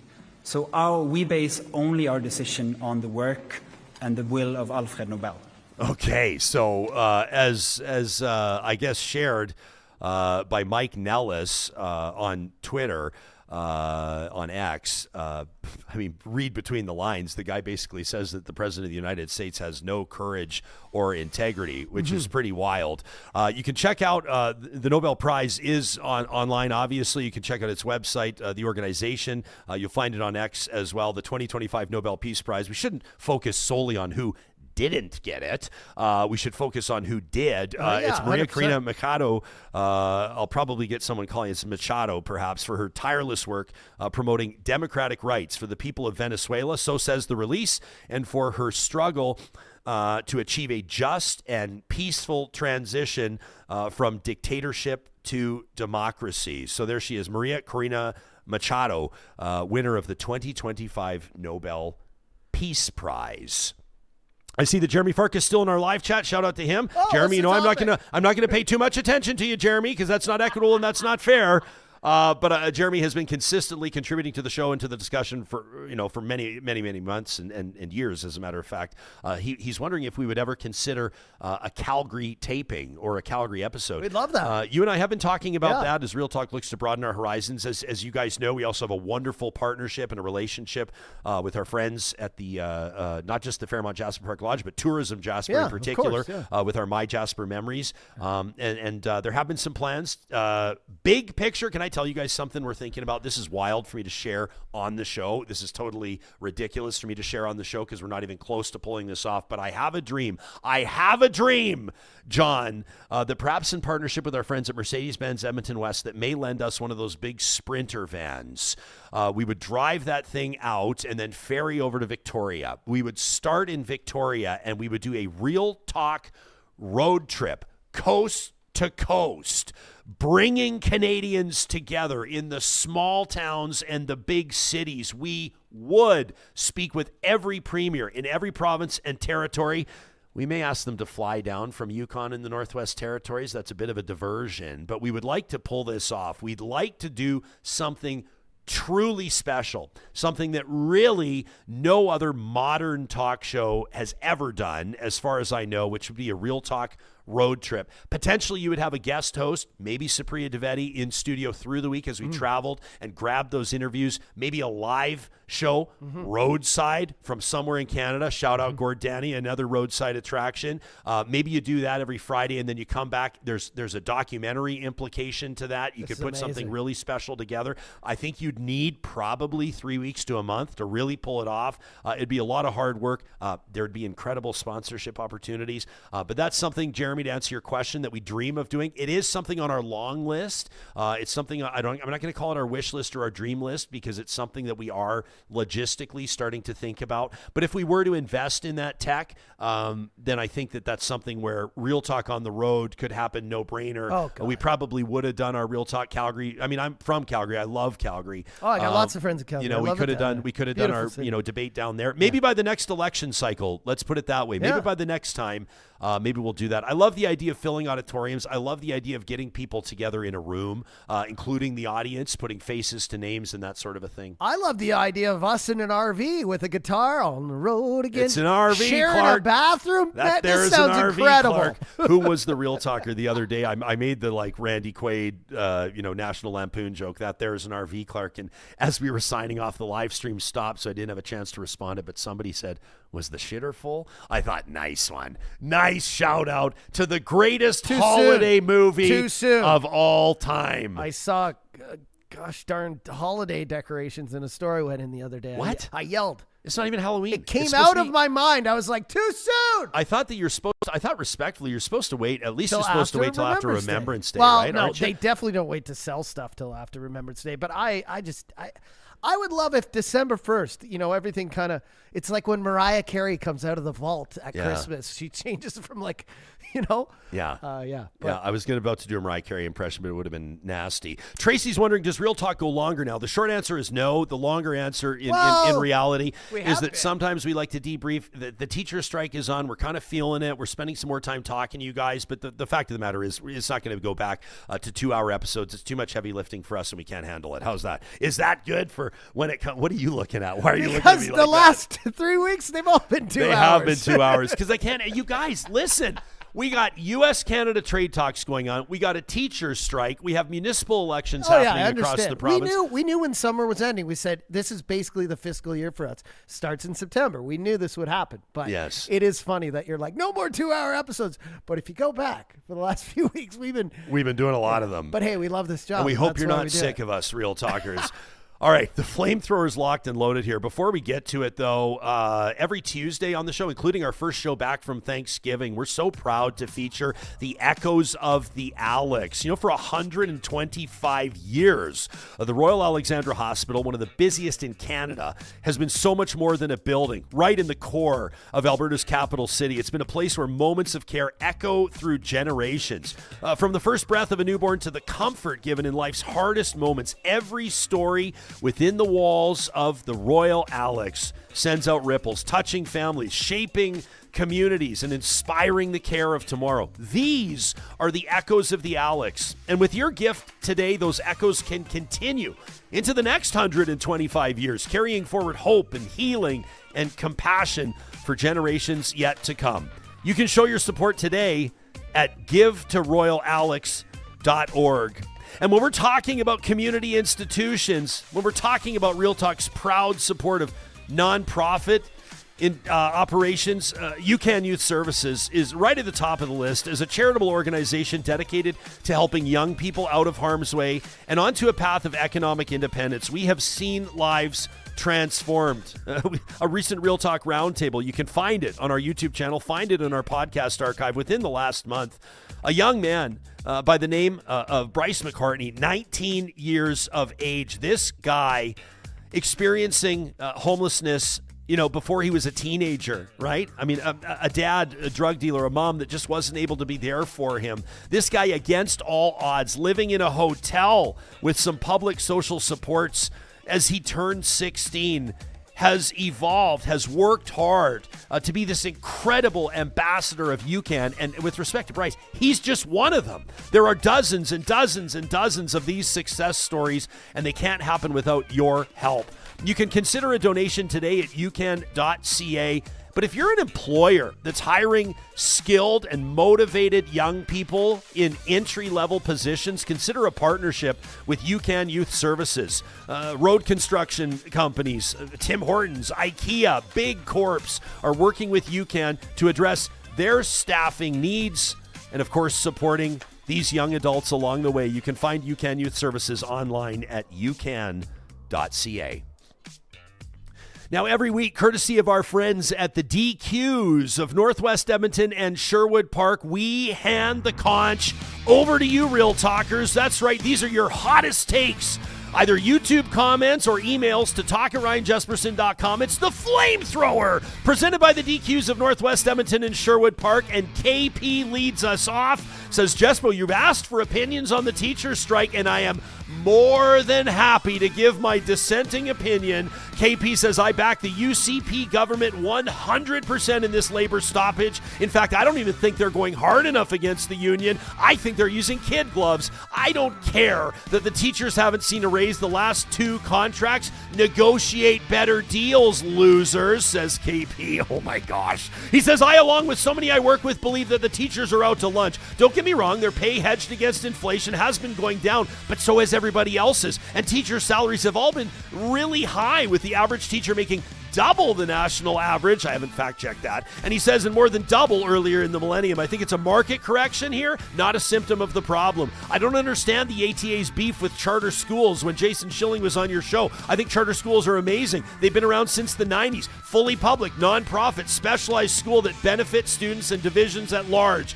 The schools need to be partnered with public educational institutions like the U of A, for example. We need more, not less charter schools. And with private schools, he says, I'm not buying the ATA propaganda where they leave, they walk away from bargaining in June only to restart in September. Their initial offer was met, but then the ATA doubled their demands, trying to leverage for more. Private schools take 70% of public schools' funding. I see that more as the educational portion of property taxes going to the students from that household's school. They see some sort of outcome from their tax dollars that way, he says. And as for what I would do, he says, I'd like to see this strike go on and on and on, like past Christmas. There's no way that's happening, KP. The education minister told us as much. He says the teachers have no income or strike pay. Let them suffer, I say. This guy, who hurt this guy? He says let them suffer as the weather gets cold and energy bills go up and Christmas nears. They'll have no money for gifts. Little Tommy's gift will be an axe so he can cut some wood for the fire to heat his home. I hope that'll show him what making a deal looks like with the NDP. Alberta's building 130 schools. We have to be patient, and the class size issue, which is only an urban issue, will soon be resolved. That from KP, who just made a few new friends. Confidential, says Jespo. I am so sick of the UCP government's incompetence. 2 years ago, they started the Alberta Calling campaign, and Wacky Danny proclaimed we want 10 million people in Alberta by 2050. We now have uncontrolled population growth, no infrastructure to support it. Education's in a tailspin. Healthcare is completely fucked. And now we have redneck traitor separatists meeting with Donald Trump's people. The inability to plan is the death bell for this corrupt government. The UCP consistently sits on the toilet, takes a crap, and then looks for toilet paper. Okay. What about this one from Ross, who says, Jespo, I find it grossly misleading that UCP advertising states that teacher salaries are competitive if you take into account differences in provincial taxes. For a fair comparison, they should also include, insurance premiums, electricity rates, both significantly higher in Alberta than other provinces, right? They're out of control due to UCP policies that have lined their buddies' pockets. It also doesn't take into account that other provinces' teacher contracts are at their end and up for renewal soon. Ross probably heard me talk to the education minister about that. He says the reality is that teachers have received a collective 5.75% increase over 12 years. And in that time, the maximum CPP payment, Canada Pension Plan payment, is indexed to inflation, has risen 43% from $1,012 in 2013 to $1,400 plus in 2025. Our provincial governments have failed to properly support the education system for more than a decade, and society is paying the price. Moreover, the UCP, who promoted Alberta Calling with a stated goal of 10 million people here by 2050, is moving hundreds of millions of dollars to private schools.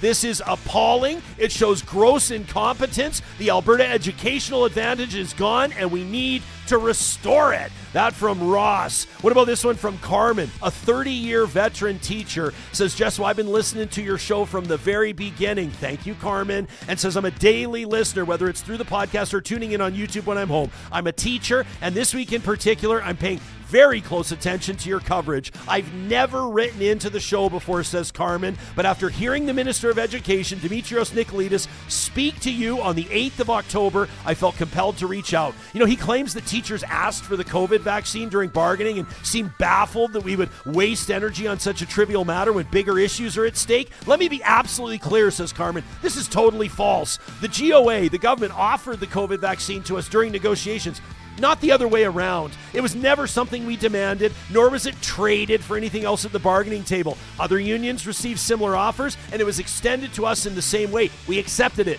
That's it. To hear the minister twist this and other bits of information into something political and misleading is frustrating and deeply insulting. The repeated misrepresentation of teachers is disheartening. And after everything we've been through, it's clearer than ever. Teachers are not valued by this government. Now, thankfully, I'm fortunate to work in a school community that truly does value and support what I do, and that's what's keeping me going. Carmen says, thank you for continuing to cover these stories with honesty and depth. It means a lot to all of us. Carmen, we love you guys. What about this one from Jay, who says, Danielle Smith hates unions so much, she's struggling with the ATA. Like, on one hand, for 20 years, she said her political heroes were Ronald Reagan and Margaret Thatcher, two leaders who used cops as strikebreakers with Patco and the mine workers. And on the other hand, knowing that Canadian legislation and case law at the Supreme Court of Canada does not lend to that type of union busting, Jay says, but you can bet behind closed doors she's saying vile shit. What about this one from Carmen? Different Carmen, says Jespo. This is the first time I'm writing in. Guys, we've heard that 150 times this week. That says a lot to a talk show host. We appreciate your feedback. Carmen says, I always enjoy listening to Real Talk. I appreciate you bringing different people on to offer various perspectives on different issues, current issues, and you're also not afraid to ask the tough questions. I'm an educator in the Edmonton area, and so I listened with great interest on October 8th to the Minister of Education one-on-one. In that interview, he mentioned the nurses had accepted the same deal that the government was offering to teachers, which is 12% over 4 years. Says, I just want to clarify, that is not the case. I reached out to a friend of mine who's a nurse to find out, and she confirmed that nurses accepted a deal. Johnny, you can actually show my screen here. She says she confirmed that nurses accepted a deal, which is specifically an immediate 15% raise and then 3% every year after that. That's a different deal than the teachers' deal, which is specifically 3% retroactive to September last year, then 3% every September till 2027. So by September 27, nurses will have had a 21% raise and teachers will be at 12. Carmen says, I don't want to just focus on the wages. There's a lot of very important parts to this collective agreement that we're fighting for. I'm just frustrated with the misinformation the government's giving to the public.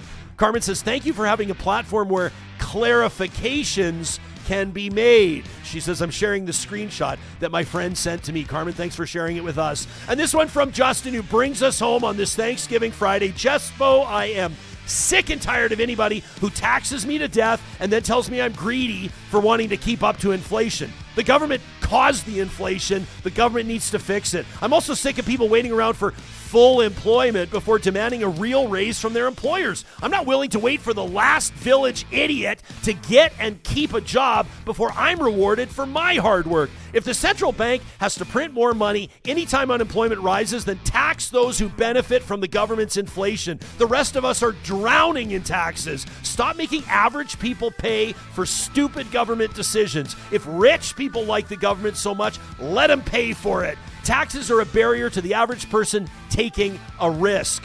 Stop letting people who are already rich make all the jobs in our economy. We need some market competition to truly bring prices down. Taxing the rich is what we used to make sure nobody won capitalism. No one's supposed to win.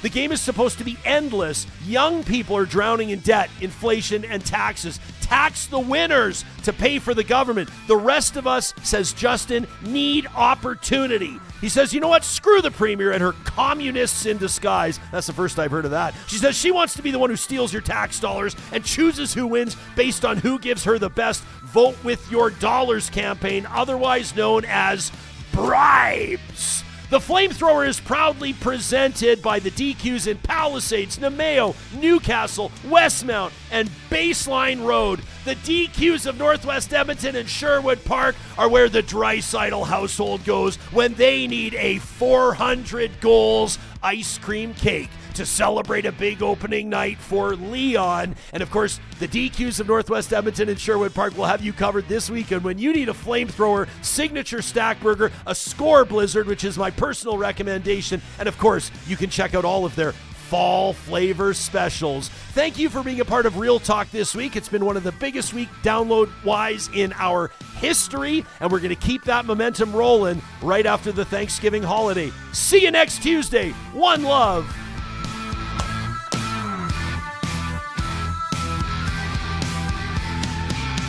Real Talk is hosted by Ryan Jespersen, executive producer Josh Dunford, technical producer John Hicks, general manager Katie Cook-Chivers, account coordinator Lawrence Derlego, human resources Lena Shepard, website design Mike Johnston, voiceover by me, Carrie Skelton. Real Talk's editorial